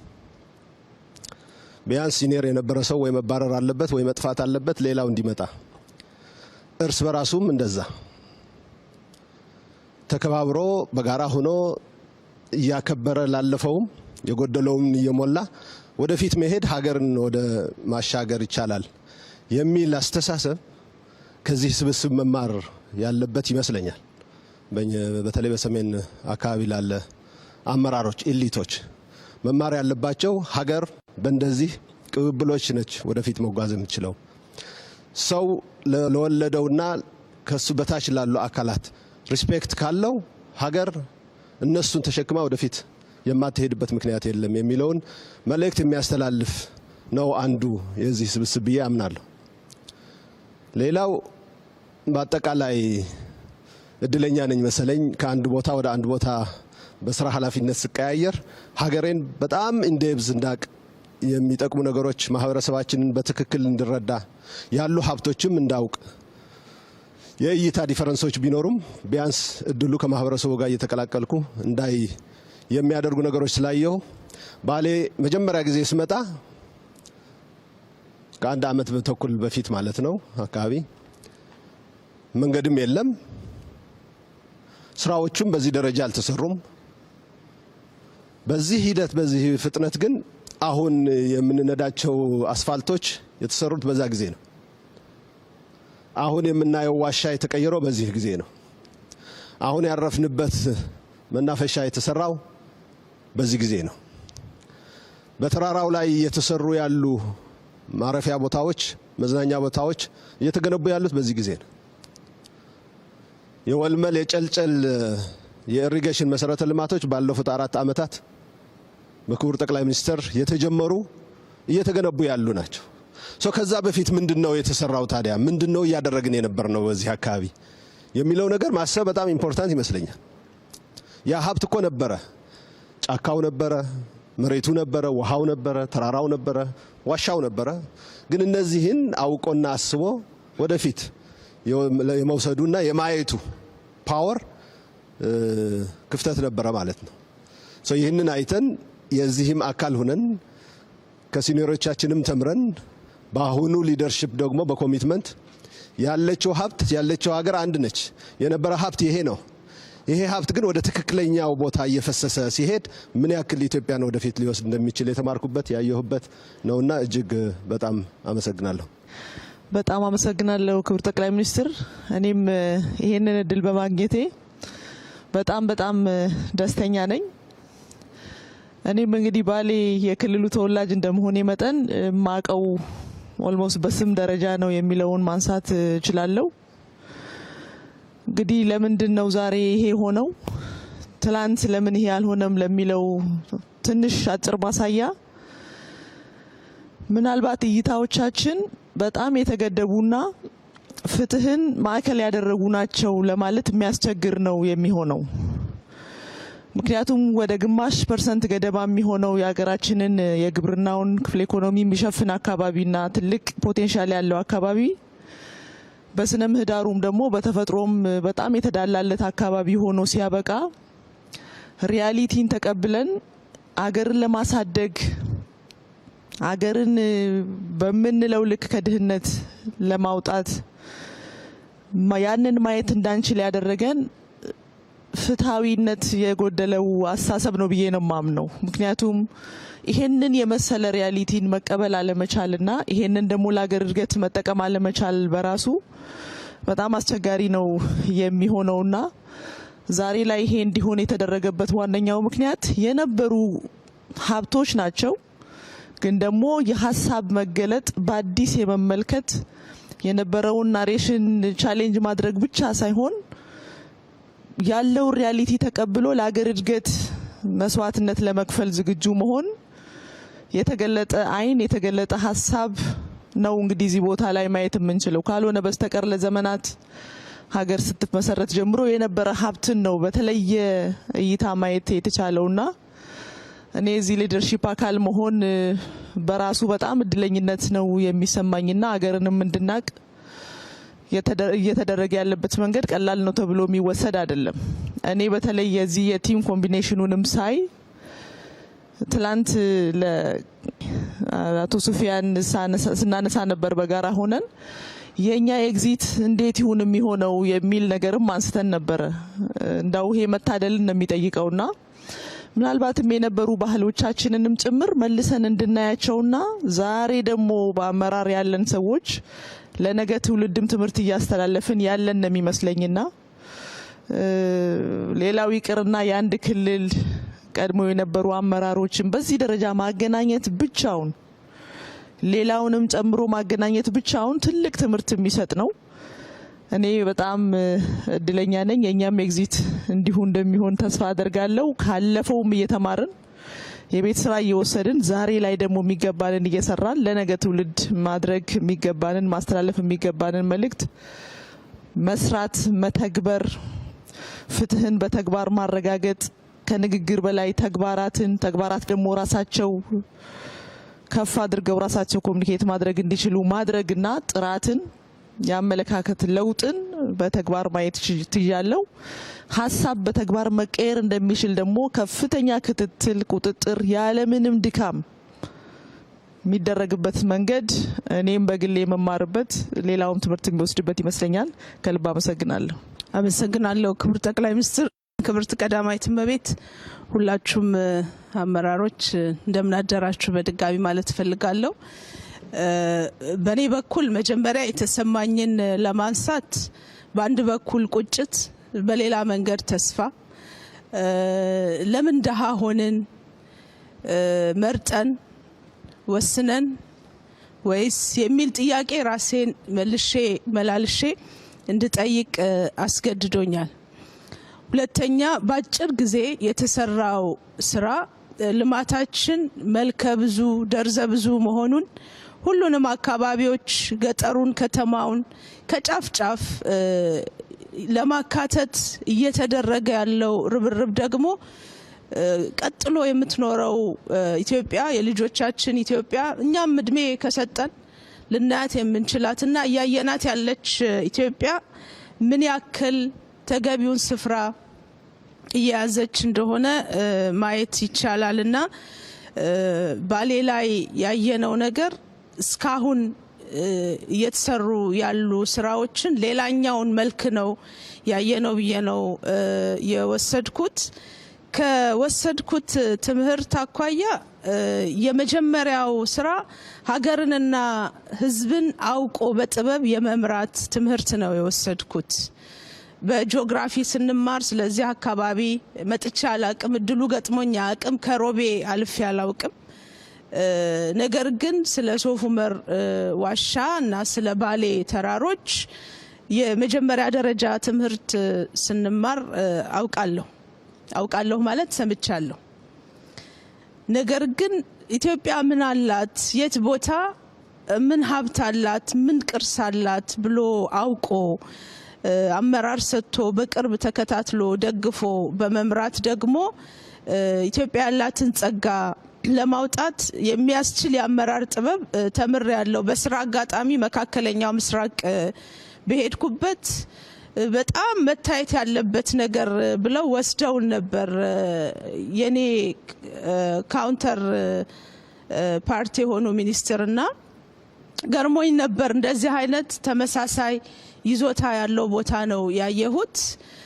ገርሞኝ ነበር። ትናንትና ግን የሶፍ ዑመር ዋሻን የማየት እድል ሲገጥመኝ ለካ ያለንን ስላላወቅኩ እንጂ እኛም የላቀ የሚያስገርም የሚያስደምም ነገር አለን የሚል ሌሰን ወስጃለሁ። ጸጋን መሰረት አድርጎ አውቆ የመምራት ጥበብ በጣም ትልቁ ነው የሚመስለኝ። ሁለተኛው በተለያየ መንገድ ተነስቷል። የፖለቲካ ባህል ለውጥ ላይ የተሰራ ያለው ስራ ፎር ግራንትድ የሚወሰድ አይደለም ማለት ነው። የስራ ውጤት ነው። አዲሱን ትውልድ ነባሩን ትውልድ እኔ የሰለጠኑ የሚባሉ ሀገራት ጋር ትናንት ኮንቨርሴሽን ነበረን። ለሰለጠነው ዓለም ከኔ የተሻለ ኤክስፖዠር ያላቸው አመራሮች ጋር የማውራት እድል ነበረንና በሰለጠነው ዓለምም ጭምር እንደዚህ አይነት ልምድ በተሟላ መንገድ ብዙ የሚታይ አይደለም ተብሎ ነው ሲነሳ የነበረውና ያልነበረን የፖለቲካ ባህል ነው። እኔ ቢያንስ ተገምግሜበታለሁ። የወጣን አመራር ለምንድነው ቶሎ ቶሎ ስልክ ምትደውዩ ተብዬ ተገምግሜያለሁ። እዚህ ዊትነስ የሆኑ ጓደኞች ያሉ የግምገማው መድረኩ ላይ የፓስት ለመውቀስ አይደለም፣ ያለፍንበት ሂደት ነው። መማር ያስፈልጋል። እየገነባን ያለው ስርዓት እየገነባን ያለው የፖለቲካ ባህል ዝም ብሎ አብሮ መንቀሳቀስ ዝም ብሎ የሚመጣ ነገር አይደለም ማለት ነው። እኛ ማንበር የምንፈልጋት ኢትዮጵያ የሀሳብ ልዩነት ያለው ሰው ቢኖር የትውልድ ልዩነት ቢኖር ይሄን ሁሉ አብሮ መያዝ እና አብሮ መሄድ አብሮ መራመድ ያስችላል። አንዱ የአንዱን ዊዝደም መማር ይችላል። አዲሱ ትውልድ ከነባሩ ትውልድ የሚማረው አለ፣ ነባሩ ትውልድ ከአዲሱ ትውልድ የሚወስደው አለ ማለት ነው። አዲሱ ትውልድ እየሄደ ያለበትን ፔስ ጨምሮ እይታው ጨምሮ ሊወሰድ የሚችል ትምህርት አለ። ሶ ይሄንን ትምህርት ወስጃለሁ በግሌ ማለት ነው። ፕሮባብሊ የነገዋ ኢትዮጵያ ደግሞ ከዛሬ በላይ እጅግ በጣም ቆንጆ ትሆናለች የሚልም እምነት አለኝና እነዚህን ሁለት ሌሰኖች እና ሁለት ስሜቶች ያስተናገደ ቆይታ ነው የነበረኝ። እጅግ አድርጌ አመሰግናለሁ። አመሰግናለሁ ክቡር ጠቅላይ ሚኒስትር። የኔ ሜቢ ሪፍሌክሽን እንደ ሀገር ኢትዮጵያ ለማደግ ለመለወጥ ለመበልጸግ ሁሉም ፈጣሪ ሁሉንም ራይት ኢንግሪዲየንት ሰጥቷታል ብዬ አምናለሁ። ሜቢ ለምን አልተለወጥንም ለምን አላደግንም? ምክንያቱም መለወጥ ማደግ የነበረብን ትላንት ነበር ዛሬ ሳይሆን። ለምን አልተለወጥንም ለምን አላደግንም ብለን ካየን ሜቢ የአመራር ቪዥን እንዲሁም ቁርጠኝነት ውስንነት እንዲሁም ደግሞ የዜጎች አሁን ያለው ትውልድ ወይም ትላንት የነበረው ትውልድ እኔ ዋጋ ከፍዬ ለነገዎቹ ለልጆቻችን የተሻለ አገር አወርሳለሁ የሚል ትውልድ ሜቢ አለመኖሩ ይመስለኛል። ከዛ በተረፈ ግን ሁሉም ራይት ኢንግሪዲየንቶች ተሰጥተዋታል ኢትዮጵያ ብዬ አስባለሁ። ለዚህም ጥሩ ማሳያ ባሌ ነው።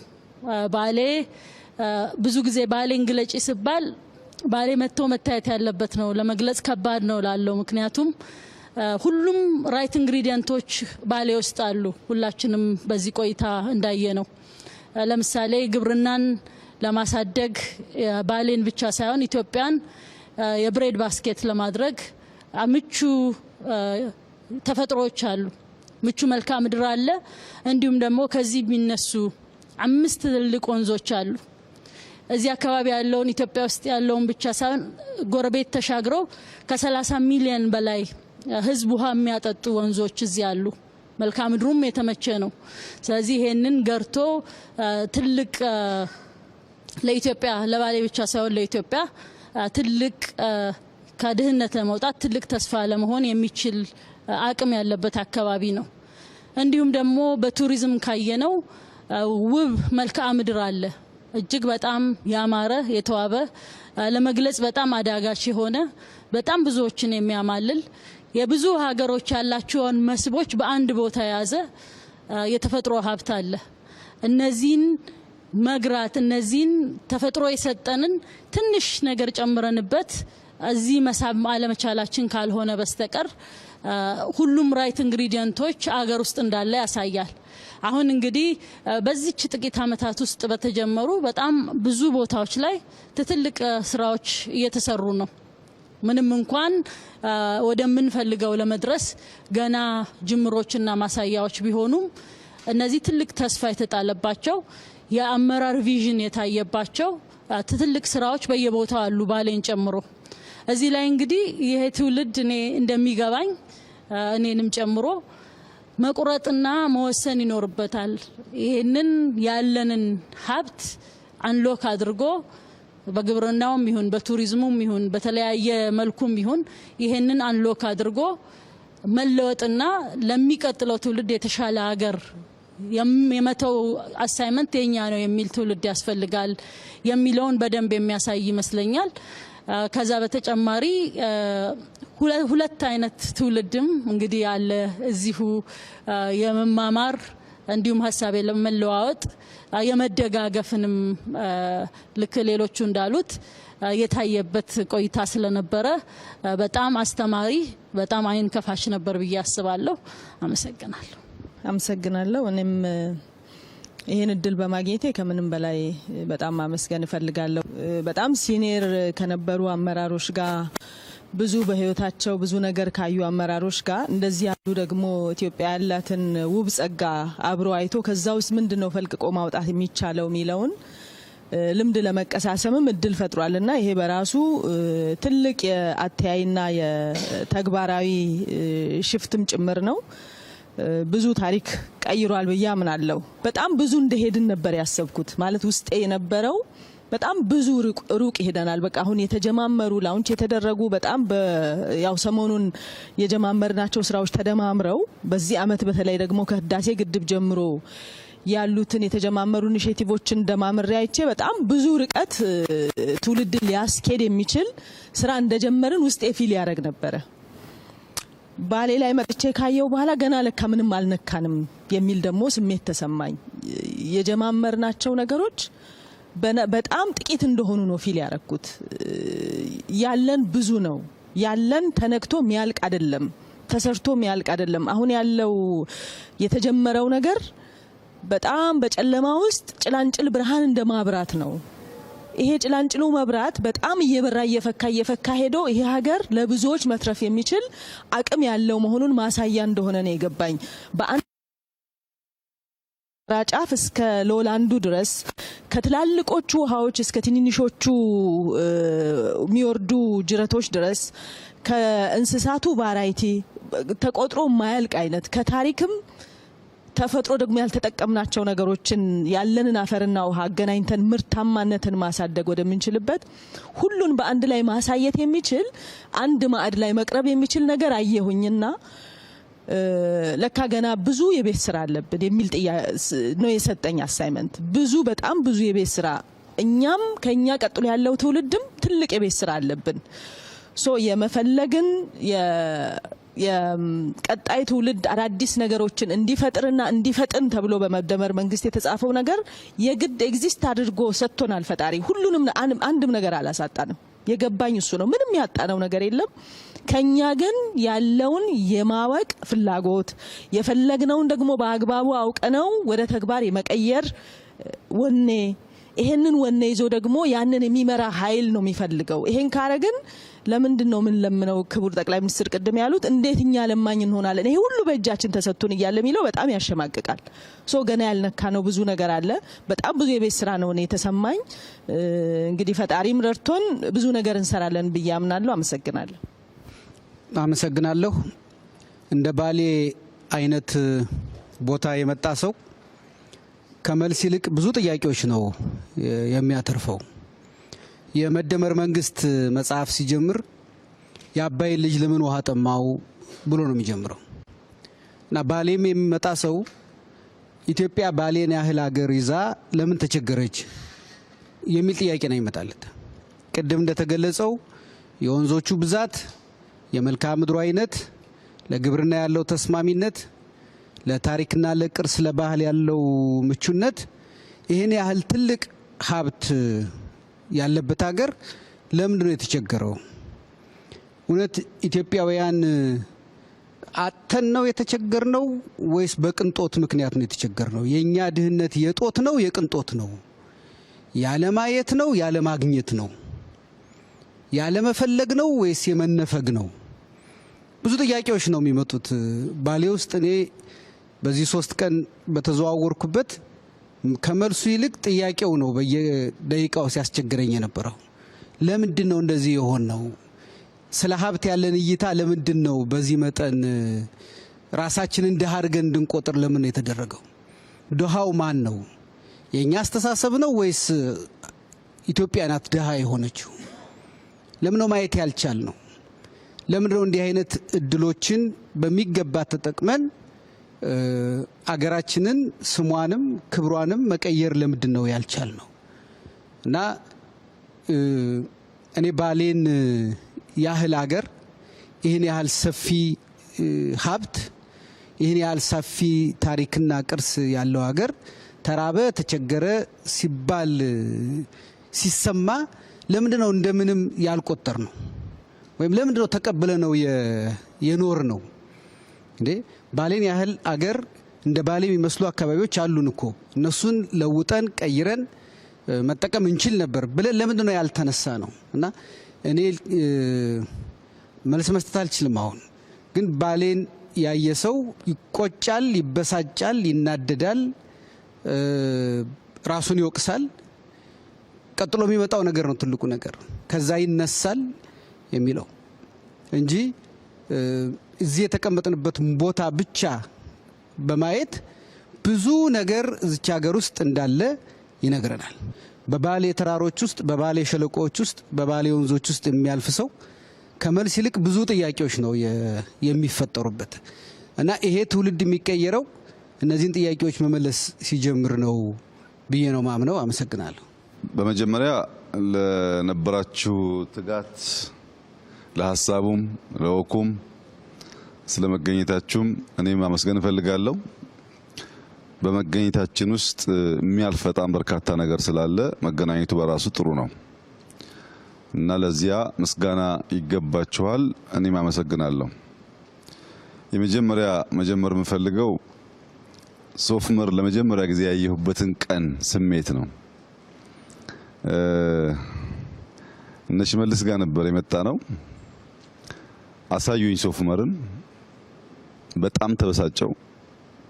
የተጋነነ ብስጭት የነበረው በጣም ነው ያዘንኩት። ምክንያቱም ይሄን የሚያክል ሀብት እያለ መዘንጋቱ ለምን የሚል ቁጭት ፈጠረብኝ። የቁጭቱ መንስኤ ኬቡን ሙሉ አላየ ነው። ሙሉ ሄደን ብናየው እና አሁን የኢትዮጵያ መንግስት ሀብታም ነው ብለን እናስብና ይሄንን ኬቭ ልስራው ብሎ ሀብት መድቦ ቢጀምር በስንት አመት በስንት ቢሊየን ዶላር ይሰራዋል? አሁን ማጽዳቱን እንተው እንስራ ብንል ስንት ህዳሴ ይወጣዋል? እዚህ የተሰራው ስራ ርዝመቱ፣ የአርኪቴክቸር ዴብዙ፣ የድንጋዩ ብዛት፣ በውስጡ ገና ያልገቡን ያላወቅናቸው ጉዳዮች ምን ያክል ሀብት ቢወጣባቸው ይህንን ነገር መድገም እንችላለን። አንዱ ሀሳብ እሱ ነበር። ሁለተኛ የኛ ከኋላ ጋር ያለን ጸብ በሳቢዎቻችን እንዳስቀመጥ ነው ወደፊት መራመድ እንዳንችል በእጅጉ ይዘውናል። አንድ ሰው ኋላውን ማየት ያለበት ለትምህርት ብቻ ነው። ከዚያ ያለፈው ንትርክና ትናንትና ውስጥ መኖር ዛሬን እንዳንሰራ ነገን አርቀን እንዳንመለከት ይጋርዳል። ሶፍ ዑመር ኬቭ ውስጥ ያገኘው ነገር በሆነ ዘመን የኢትዮጵያውያን ስልጣኔ ይመስለኛል። ለዚህ መነሻዬ አንደኛ ላሊበላ በሄድኩበት ወቅት የነገሩኝ ከላሊበላ እስከ አክሱም ውስጥ ለውስጥ የሚያስኬድ ኬቭ አለ ይላሉ። የተወሰነ ሞክረው ጨለማ ስለሆነ የአየር ችግር ስላለ ፈርተው ተው እንጂ የሞከሩ ሰዎች አሉ። ጻድቃን ደግሞ እንደነገረኝ ፋጺ አካባቢ ዋሻ አለ። እነሱም ትንሽ ሞክረው ትተውታል። ግን በጣም ርቀት ወዳለው ቦታ እንደሚወጣ እንደሚያገናኝ ወደ ፖርት ሰምተዋል። በሆነ ዘመን የኢትዮጵያን ዜጎች በየቦታው ዋሻ ፈልፍለው አንድን ጫፍ ከሌላ ማገናኘት ልምምድ የነበራቸው ይመስለኛል። የበለጠውን ተመራማሪዎች ሳይንቲስቶች መፈተሽ ቢኖርባቸው ለምንድነው እኛ ስንመጣ እዚህ አካባቢ የሚታወቀው ዋሻ ይሄ አይደለም። ስንወጣ ሳያቻለሁ በሌላ ጫፍ ያለ ነው። እዚያ ውሃው አስቸግሮን ስንፈልግ ነው ያገኘነው። ይሄን እምብዛም አይታወቅም ይሄ ዋሻ። ቅድም ሶፍ ዑመርን አውቀዋለሁ ያለ ሰው ማንኛችሁም አታውቁትም። ይሄን ዋሻ የምታውቁት በዛኛው ጫፍ ያለውን ሲፈለግ ተገኘ። አሁንም ያልደረስንባቸው በጣም በርካታ ቦታዎች አሉ። የሚገርማችሁ አንደርግራውንድ አለ እዚህ ውስጥ ያልገባንበት ዘሴም ዋሻ አንደርግራውንድ አለ። ብዙ የማናቃቸው ጉዳዮች አሉ። ከታሪክ ጋር ጸብ አይኑረን የሚለው እሳቤ ሶፍ ዑመር ላይ ጀመርነው አይደለም። ከግጭት በፊት ታስታውሱ ከሆነ አክሱም የጣሊያን መንግስት ለምኜ ይዤ ነበር። የወደቀውንም እናነሳለን ያለውም እንዳይወድቅ እንከላከላለን ብለው ስራ ጀምረን ነበር። ላሊበላ የፈረንሳይ መንግስት ብቻ ሳይሆን ፕሬዝዳንት ማክሮን ይዤ ነበር። አይቶ ተደንቆ ገንዘብ መድቦ ሙያተኛ መድቦ ስራ ጀምረናል። በጣም ብዙ ርቀት ሄዷል። አደናቃፊዎች ለመጨረስ ባያስችሉንም የፋሲል ቤተ መንግስትን ብትወስዱ ለ100 ዓመታት ማንም ዞሮ አላየውም። ወደ ነበረበት ወይም ከዚያ በተሻለ አሱበን ሰርተነዋል። ሶፍ ዑመር ሌላው ምሳሌ ነው። አባጅፋር አለ። ሁላችሁም እምብዛም ሰምታችሁ የማታውቁት እነዚህ እንኳን ቢያንስ ይነገርላቸዋል በተወሰነ ደረጃ። አላላ ኬላ ማንም ሰው እንደ ታሪክም የሚያውቀው አልነበረም። አላላ ኬላን የሞከርነው ነገር ታሪኮቻችን በየትኛውም ጫፍ ቢሆኑ የኛ ስለሆኑ መጥፋት የለባቸውም። ከትናንትና ጋር ያለን ጸብ መቆም አለበት። ትናንትና ጋር ስንጨቃጨቅ ትናንትና ስንኖር ዛሬን ሳንሰራ ትውልድ ልመናን እየተቀባበለ መቀጠል የለበትም የሚል ጽኑ እምነት ስላለ ነው። የእናንተን አመጣጥ በሚመለከት ይህንን ጋዘሪንግ በሚመለከት ግን ስለ ትውልድ ያለን እይታ በተደጋጋሚ ያልኩት በመጽሐፍቶችም የተገለጹ አሁንም ደግሜ የማነሳላችሁ ሀገር በአንድ ትውልድ አይሰራም። አንድ ትውልድ ጀምሮ አይጨርሰውም። በየትኛውም ዓለም ያለ ሀገር የሚሰራው በትውልድ ቅብብሎች ነው። ሀገር ብቻ ደግሞ አይደለም፣ ትውልድ ራሱም ሙሉ የራሱ ማንነት የለውም፣ የራሱ ስብዕና የለውም። ትውልዶች በሶስት ይከፈላሉ። ስሪ እንላቸዋለን። ኤግዚት የሚያደርጉ አሉ። ኤግዚት የሚያደርጉት ትናንት የተከሏቸው ችግኞች፣ የጣሏቸው አሻራዎች፣ ያስቀመጧቸው ብሎኬቶች ብቻ ሳይሆኑ እሳቤዎችም አሉ። እነዚህ እሳቤዎች ኤግዚስት በሚያደርገው አሁን ባለው ውስጥ የግማሽ ማንነቱ ኤግዚት ከሚያደርገው የተወሰደ ነው። የኔ ግማሽ ማንነት ከኔ ቀደም ከነበሩ ሰዎች የተወሰደ ነው። ከነሱ የሰማሁት ነገር በሰብኮንሽስ ማይንድ ይሰራል። ከነሱ ጋር ያየሁት ነገር በእሳቤዎቼ ይሰራል፣ በጽሁፎቼ ይሰራል። ዝም ብዬ ትናንትናን ሙሉ በሙሉ ዘንግቼ ልፈጠር አልችልም። አሁን ባለኝ ማንነቴ ውስጥ 20፣ 30፣ 40፣ 50% ትናንትና አለበት። ሶስተኛው ኢመርጅ የሚያደርግ ነው። ይሄ ዛሬ ውይይት ጨምሮ ነገ የሚፈጠር ሰው ከኛ የሰማውን ከኛ ያየውን ሳይወስድ ማንነቱን ሊቀርጽ አይችልም። ሶስቱ ኤግዚት የሚያደርገው ኤግዚስት የሚያደርገውና ኢመርጅ የሚያደርገው ጄኔሬሽን ቢፈልጉም ባይፈልጉም ደም ብቻ ሳይሆን እሳቤ ይጋራሉ። ያንን መካድ ነው መከራ የሆነብን። ትናንትናን ሰው ሲወቅስ እሱ ብቻውን ዛሬ ቆም ይመስለዋል። ዛሬ መቆም አይቻልም ብቻህን። ትናንትና በአንተ ላይ ጥላ አለው። ያን እያመን ስንሄድ ሀገር ለመስራት ያለን ብቃት ይሰፋል። አሁን ዛሬ የሀፓ ቅሬታ አለ፣ የኦነግ ቅሬታ አለ፣ የቲፒኤልኤፍ ቅሬታ አለ፣ የኦፒዲዮ ቅሬታ አለ፣ ብልጽግናዎች አሉ፣ ነን ፓርቲዚያን አሉ፣ ደህዴን አለ። ይህ ቀላል ስብስብ አይደለም። እንደ ፓርቲ ስታዩት እንደዚህ መነጋገር መቻል፣ የቀሩትም ካሉ ጨምረን ለመነጋገር ምንድነው የሚያግደን ብሎ ማሰብ አስፈላጊ ነው። መነጋገር ይቻላል፣ መወያየት ይቻላል።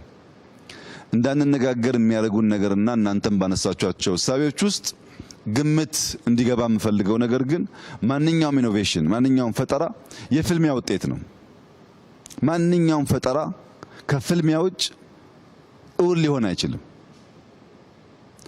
የዚያ ፍልሚያ መነሾ የነበረ ማንነት፣ የነበረ ህልውና እሱን ሊያከስምና በአዲስ ማንነት የሚገለጥ ነገር ሲፈጠር ሁለቱ መካከል ውጊያ አለ። ለምሳሌ በኖኪያና በአፕል መካከል ውጊያ አለ። ኖኪያ ዝም ብሎ እጁን ሰጥቶ ለአፕል አልለቀቀም፣ ተፋልሟል። 1-2 ዓመት የዛሬ 10 ምናምን ዓመት እዚህ ያሉ ሰዎች ትላልቅ ስልጣን የነበራቸው ኖኪያ 6100 ለመያዝ የነበራቸውን ፍትጊያ ወደ ኋላ ማሰብ ነው። ዛሬ ከነሱ ላንዱ ያቺን ኖኪያ ገዝቼ ብሰጥ አትሳደብ ነው እንጂ የሚቀበለኝ ሰው የለም። ያ ኤግዚስተንስ የለም። ያ የሞተው ግን አዲስ ኢኖቬሽን ሲፈጠር ስክሪን ተች ማድረግ ሲጀመር በነበረ ፍልሚያ የተወለደ ነው። ፖለቲካም፣ ኢኮኖሚም፣ ሶሻል ኮንስትራክሽንም በእነዚህ ፍልሚያ ውስጥ ያልፋሉ። ይሄን ናቹራል ነገር መቀበል ሰዎች ይቸገራሉ። ብትፈልጉም ባትፈልጉም ሲኒየር አመራሮች እዚህ ያላችሁ፣ ውጭም ያሉ እናንተን የሚመስሉ ሰዎች ኤግዚት ማድረግ አይቀሬ መሆኑን አምኖ መቀበል ያስፈልጋል። ሁሌ አለሁ ማለት አይሰራም። ነበርክ ትሄዳለህ። ኢመርጅ የምታደርጉ ደግሞ አሁን ደግሞ ኤግዚስት የምታደርጉ ደግሞ ሰዎች፣ ስልጣን ላላችሁ ሰዎች ብትፈልጉም ባትፈልጉም እድለኛ ከሆናችሁ ብቻ ነው የዚህን ኤግዚት የሚያደርግ ሰው ቻንስ የምታገኙት። ብዙዎች አላገኙም። ግማሹ ሞቷል፣ ግማሹ ጠፍቷል። እድለኛ ብቻ ነው ኖሮ የራሱን ስራም የልጆቹን ስራ ማየት የሚችለው። ኢመርጅ የምታደርጉም ደግሞ ይሄንን ፕሮሰስ ኢምብሬስ ከማድረግ ውጪ፣ በዚህ መንገድ ከመሄድ ውጪ ሀገር ሰራለሁ ብሎ ማሰብ አይቻልም። ብዙዎች እናስባለን ይላሉ። ማሰብ መልካም ነገር ነው። ባሰቡት መንገድ መጓዝ ካልተቻለ ግን ልማትና ብልጽግና አይመጣም። ማንም ሰው መጥቶ ባሌ ያምራል ስላለ ባሌ አይቀየርም። ባሌ ያምራል ካለ በኋላ ያን እሳቤውን መጓዝ አለበት፣ መድከም አለበት። አይታችኋል ትናንትና የነበረንን ጉዞ። ኤቭሪ ዴይ እንደዛ መደከም አለበት። ከድካም ከልፋት ከላብ ውጪ ፍሬ ሊታይ አይችልም። ያሰብነውን መጓዝ ስንጀምር ውጤት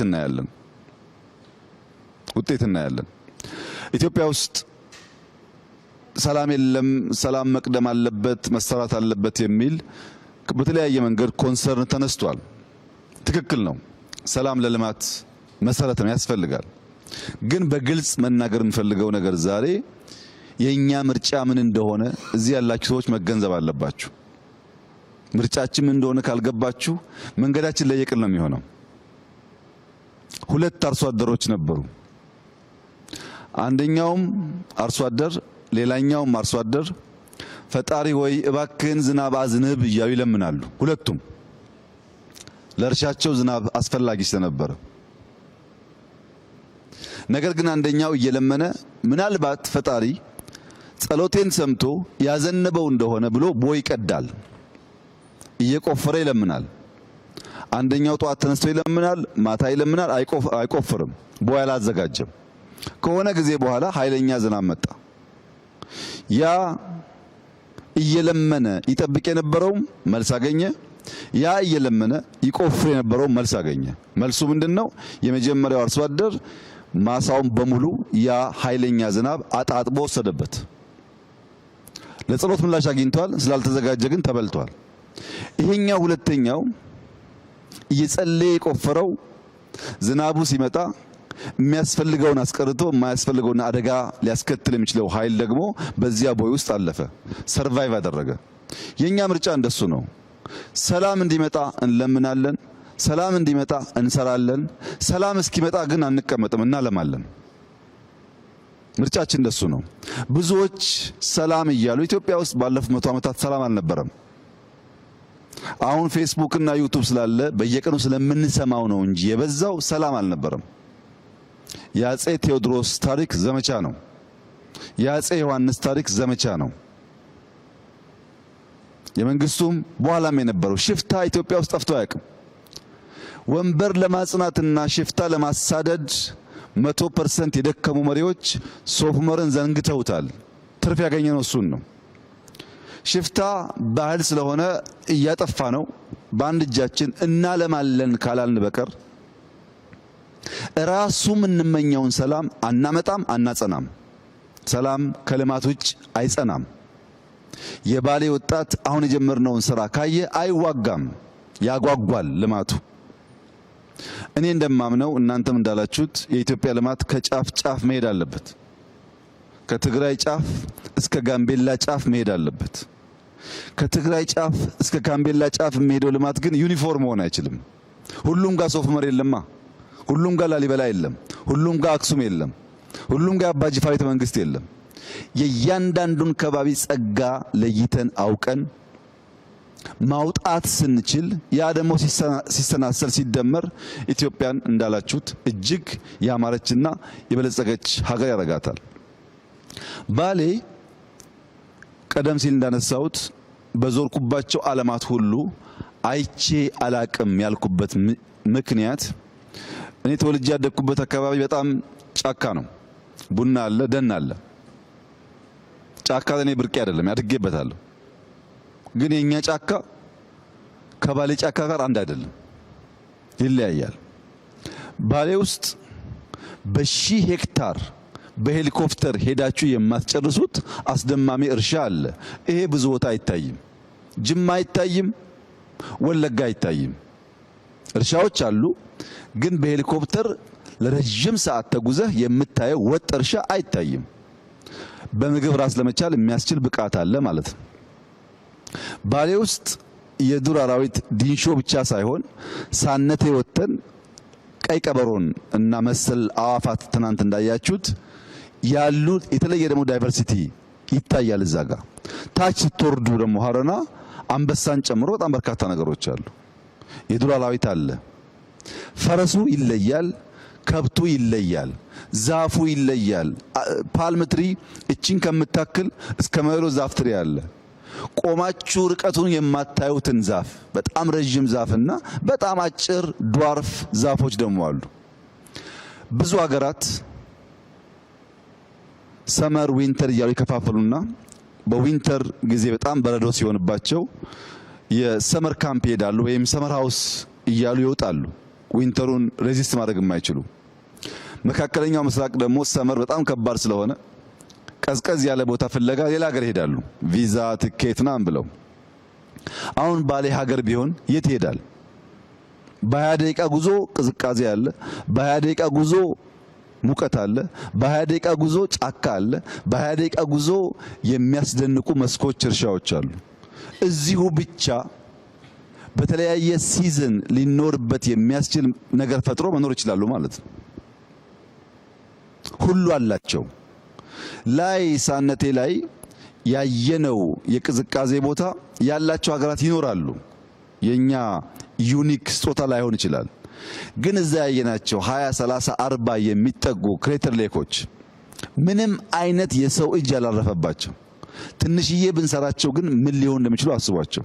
ክሬተር ሌክ በጣም ክሊን ውሃ ነው ያለው። ሳነቴ ተራራ እዚህ አካባቢ ላሉ ውሃዎች ሁሉ የውሃዎች እናት ነው ይባላል። ለምን? እነዚያ ያየናቸው ሌኮች ትሩ ታይም ሲንክ እያደረጉ ነው ሪቨር የፈጠሩት። እነሱን ካልጠበቅን ታች ውሃ አናገኝም ማለት ነው። ዛፎቹ፣ ጫካዎቹ ልክ እንደ ሰው ሽበት አላቸው። ተጠላልፈው ተዋህደው በጣም ብዙ ዳይቨርስ የሚያደርግ አይነት ስፔሺስ ያላቸው ወፎች፣ ዋይልድ አኒማልስ እና አትክልቶች አብረው ይኖራሉ። ባሌዎች ይሄን ምን ያክል ተገንዝበውታል? ጥያቄ ነው። ኢትዮጵያ ምን ያክል ተገንዝበውታል? ጥያቄ ነው። ለምን አልሰራንም? ጥያቄ ነው። ቅድም ዳንኤል እንዳለው ብዙ መጠየቅ አለብን። አንድ ማወቅ ያለብን ነገር ግን ባሌዎች እዚህ ስፍራ ላይ የዛሬ 700 ዓመት በ60 ቋንቋ መድረሳ ያስቀሩ ነበር። በ60 ቋንቋ ከናይጄሪያ ጭምር ሰው መጥቶ እዚህ ቁርአን ይቀራ ነበር። በኦሮምኛ በአማርኛ ሳይሆን በ60 ቋንቋ ያስተምሩ ነበር። እዚህ ቦታ ላይ ትላልቅ ዑለማዎች፣ ሼኮች ነበሩ። በሰሜን ያለውን የምንኩስና የቆሎ እየበሉ ቂጣ እየበሉ እውቀትን የመፈለግ ጉዳይ አጣጥለን በደቡብ በምዕራብ ያለውን የዑለማዎች ያኗኗር ዘይ በዋሻ ውስጥ አይታቸዋል። ጪሱን እዚህ ዋሻ በምንኩስና የሚኖሩ ሼኮች ነበሩ ማለት ነው። ይሄንን ንቀን ራሳችንን ንቀን ማንን ልናከብር ነው የምንተጋው? ነው ብንፈልግም ባንፈልግም የታሪካችን አካል ነው። ይሄም ታሪካችን ነው፣ ያም ታሪካችን ነው። ሁለቱም ለምቶ ሁለቱም መሸጋገር አለበት ብለን ካላሰብን በቀር አንዱ ወደን አንዱን ጠልተን አይሆንም፣ ሙሉ አያደርገንም። እና እዚህ ባሌ አካባቢ አንድ ታዋቂ ሼክ ነበሩ። ልጆቻቸውን ሁልጊዜ በምሳሌ ያስተምራሉ እና ቁርአን የሚቀሩ መድረሳ ቁርአን የሚቀሩ ልጆች በምሳሌ እያስተማሩ አንደኛው ልጅ አሁን አንተ ትኩስ ቡና ይዘህ መንገድ ብትጀምርና አንድ ሰው መጥቶ ካንተ ጋር ቢጋጭ ምን ያጋጥማል ብሎ ይጠይቃሉ። ምን ጥያቄ ያለው? ቡናው ይደፋበታል ይላል። ያ ቡና ለምን ተደፋበት ብለው ሲጠይቁ ተማሪዎች ይለያያል ሀሳባቸው። ሰውየው የውር ድንብር ነው፣ እያየ ስለማይጓዝ ነው። ትኩስ ነገር እጄ ሳበቃ መጥቶ ተጋጨኝ፣ ቢያይ ኖሮ አንጋጭም።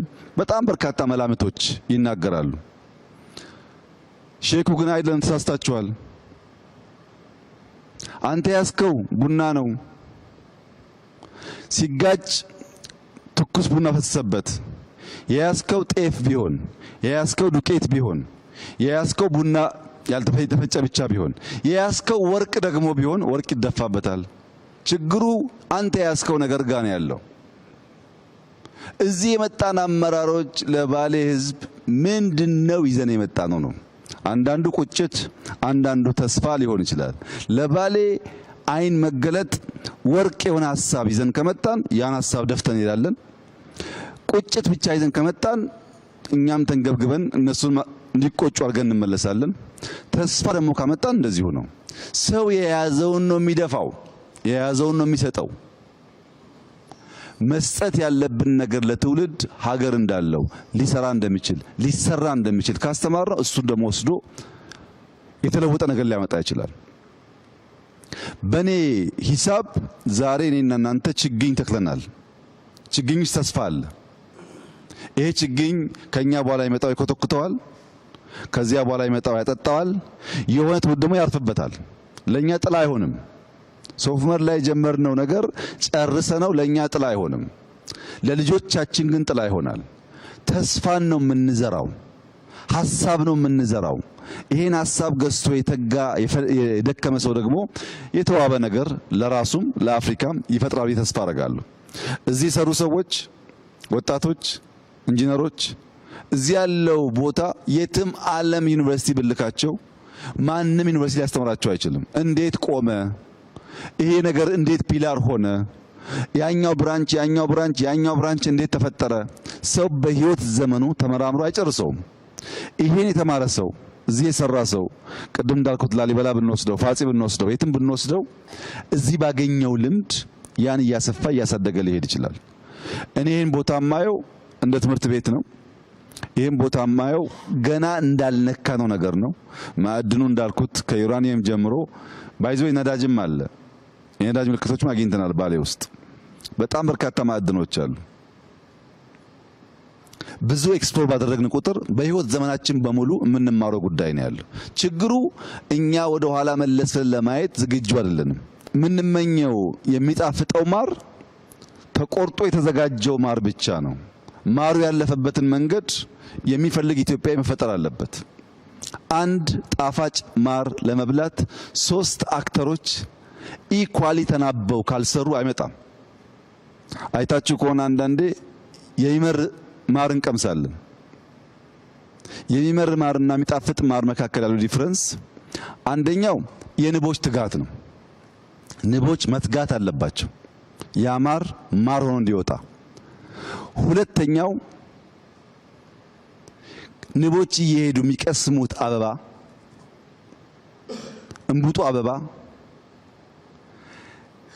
የአንደኛው የአበባ ዝርያና ሌላኛው የአበባ ዝርያ አንድ አይነት ማር አይሰጡም። ያ የእንቡጥ አበባ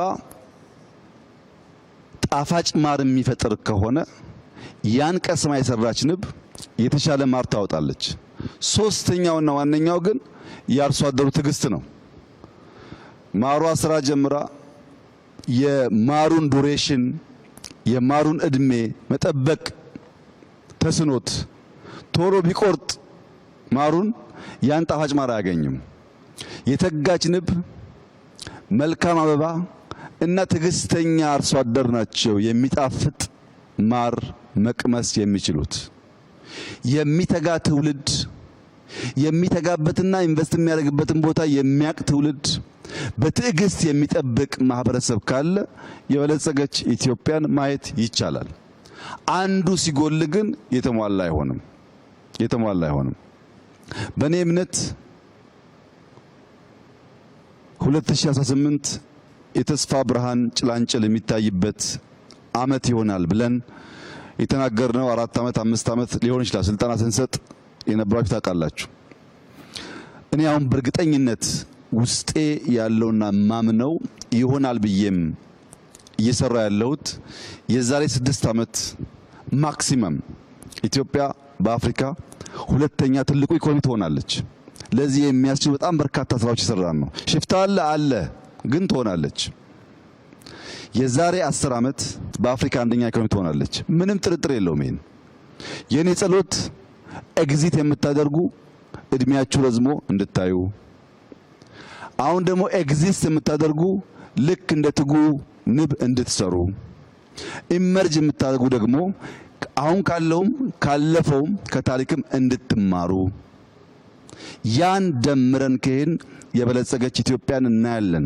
በአንድነቷ በብልጽግናዋ በታሪካዊ ቦታዎቿ ተመልሳ መጎናጸፍ ለአፍታም መጠራጠር አያስፈልግም። ይሄ ለኢትዮጵያ የተከፈተ አዲስ ዘመን ስለሆነ ምንም ያቆመው ነገር የለም። ያ ነው የፈጠረው። ይሄንን ከኛ የሚያስፈልገው መንቃት ነው። በራስ ኢጎ ላይ መንቃት፣ በራስ እሳቤ ላይ መንቃት፣ በራስ ምልከታና እምነት ላይ መንቃት ነው። ብዙዎቻችን ትናንትና አስሮ ይዞናል። ከነቃንበትና ሌንጮ ቀደም እንዳለው ወደሚቀጥለው ሌየር ከተዘረጋን አትጠራጠሩ፣ የኢትዮጵያን ብልጽግና ከሞላ ጎደል በጋራ እናያለን። ቢያንስ ልጆቻችን ከልመና ወጥተው የምናይበት ዘመን ይመጣል። ሲጠቀለል ለረጅም ጊዜ በየቦታው ልማት ሳይ፣ ለውጥ ሳይ፣ ውጤት ሳይ ፈጣሪ ይመስገን ስል ሰምታችሁ ታውቃላችሁ። ዛሬ ግን ያ ቋንቋ እኔ ውስጥ የለም። ሌሊት ጀምሮ በጣም ሲያስጨንቀኝ ያደረው ነገር ፈጣሪ ይመስገን አይደለም፣ ይቅር በለን ነው። ውስጤ እንደዛ ይሰማኛል። ይቅር በለን አንተ ውሃውም ሰጥተሃል፣ መሬቱም ሰጥተሃል፣ ጫካውም ሰጥተሃል፣ የቀረብን ነገር የለም። ይሄን ሁሉ ይዘን እኛንን ተስማምተን ተደማምጠን ማልማት ያልቻል ነው እና እባክህን ይቅር በለን። ተቆጥተ ደግሞ እንደዚያ ሰነፍ አርሶ አደር ማሳችንን ዝናብ እንዳይወስደው ምህረት ይብዛልን ብቻ ነው ጥያቄ ዛሬ። ምክንያቱም ለማመስገን ብቃቱ የለኝም። እዚህ ሁሉ ነገር ላይ ተኝቼ በሴፍቲኔት የሚኖር የሚራብ ህዝብ ዜጋ ሆኜ ፈጣሪ ይመስገን ይሄን ስለሰራን የምልበት ቋንቋ አንደበት የለኝም። ምህረት ብቻ ነው። ኢትዮጵያዊ ፈቅዶ ወዶ በገዛ ፈቃዱ ልመናን ጋብዞ እርዳታን ጋብዞ ችግርን ጋብዞ እጅና እግር አጣጥፎ የሚለምን ህዝብ መሆኑ ይቅር በለን ብቻ ነው የሚያስብለው። ሌላ ምንም ቋንቋ የለኝም። የሱ ምሕረት ከተገኘ እኛ ከተጋን ግን ውጤት ይመጣል። እዚህ ያላችሁ ሲኒየር አመራሮች፣ እዚህም የሌላችሁ ሲኒየር አመራሮች ፐርሰንቴጁ ይለያያል። አንዳንዶቻችሁ 5፣ አንዳንዶቻችሁ 3፣ አንዳንዶቻችሁ 10 ሊሆን ይችላል። ግን ሼር አላችሁ። በአሁን ትውልድ ውስጥ ሼር አላችሁ። ያ እንድታዩ የመጣችሁት ጠቅላችሁ አትውሰዱት።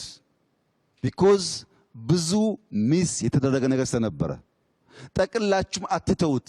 የእናንተ ዘር ስላለ አሁን ያለውም ይሄን ይመን፣ የትናንትናውም ይሄን ይመን፣ የነገውም ይሄን ይመን። ካለ ጥርጥር ኢትዮጵያ ትውልድ ተቀባብሎ የሚያጽናት ሀገር ትሆናለች። በትግራይ፣ በአማራ፣ በኦሮሚያ አንዳንድ አካባቢ የምናያቸው ጉዳዮችም መልክ እየያዙ ይሄዳሉ። ኢትዮጵያ ውስጥ ዛሬ ልጠቅልል የሚለውም ኢትዮጵያን አላወቃትም፣ ልገንጠል የሚለውም ኢትዮጵያን አላወቃትም። መገንጠልም መጠቅለልም አይሰራም። መስማማት፣ በትብብር ሁሉም ያለውን ሀብት እያወጣ እንዲለማ አድርጎ መኖር ብቻ ነው የሚያዋጣው። ይሄን መገንዘብ አለመቻል ነው ችግር ያመጣብን። ለምሳሌ ልገንጠል ብሎ ከሰሜን እስከ ደቡብ የተደራጀ ፓርቲ አለ። ከነዚህ ውስጥ አንዱም ሀገሩን አያውቅም፣ ህዝቡን አያውቅም፣ ባህሉን አያውቅም። የነጻድቃን ቲፒኤልኤፍ ልገንጠል በሚልበት ሰዓት እርግጠኛ ሆኜ የምነግራችሁ እነዚህ ወጣቶች በዛ ዘመን ትግራይን ባህሉን በደንብ አያውቁትም። እልህና ቁጣ ነው ያላቸው እንጂ የበቃ እውቀት አልነበራቸውም። ኦነግ ቅድም ሌንጮ እንዳለው እንኳን ኦሮሚያን መገንጠል ቀርቶ የትውልድ ስፍራውን እንኳን በትክክል አያውቀውም። ባሌን አያውቅም። ሌላውም ነፃ አውጪ ይኸው ነው፣ የሶማሌውም የምናምኑም በትክክል ባህሉን አገሩን ሳያቅ ነው ነፃ ልውጣ ብሎ በጋራ መኖር ስንችል መከፋፈል ይሰበክ ነው ማለት ነው። ልጠቅልል ባዩም ዘመን አያውቅም። አሁን ባሌ ይጠቀለላል? አይጠቀለልም እኮ ብትፈልግም ባትፈልግም አይቻልም። አለፈ ያ ታሪክ። ከኋላ ጋር መታሰር አያስፈልግም። ትቶ ዛሬ መኖር ያስፈልጋል። ምን ጠቀልላለህ? እንኳን ልጠቀልለው አታውቀውም። ይህን ሰፊ ምድር፣ ይህን ሰፊ ህዝብ፣ ይህን ሰፊ ባህል ሰብስበህ አንድ ማድረግ አትችልም። ያለው ምርጫ ተከባብሮ ተደማምጦ ተጋግዞ ተካፍሎ በጋራ መኖር እንደሆነ ማመን ነው። ያ ሲሆን ሰላማችን፣ ልማታችን ይመጣል። የእናንተ ኮንሰርን ይገባኛል፣ የኔም ኮንሰርን ነው። እኔ ግን እንደዚያ ሰነፍ ገበሬ ቁጭ ብዬ እባክህን ዝናብ አዝንብ ከሚሉት ጎራ አይደለሁም። ዝናብ አዝንብ እያልኩ ቦይ እየቆፈርኩ የምጠብቀው በዚያ መንገድ ነው የኢትዮጵያ ችግር ተጠቅሎ ይጠፋል ብዬ የማምነው። ትንሽ 50 አካባቢ ደረሳችሁም እንድትቆዩ ጸሎቴ ነው። ያኔ ስንገናኝ በአፍሪካ አንደኛ ኢኮኖሚ የበለጸገች የማትቸገር የምትረዳ ኢትዮጵያን በጋራ እንደዚሁ ደግሞ እንወያያለን ብዬ ተስፋ አደርጋለሁ። እጅግ አድርጌ አመሰግናለሁ። በጣም ደስ ብሎኛል። ይሄ ባህል ይቀጥል፣ ይደግ፣ ይመንደግ ብቻ ነው ማለት የምፈልገው። በሌላ ጊዜ ደግሞ ስንገናኝ እንደዚሁ እንወያያለን። ስለነበረን ቆይታ እጅግ አድርጌ አመሰግናለሁ።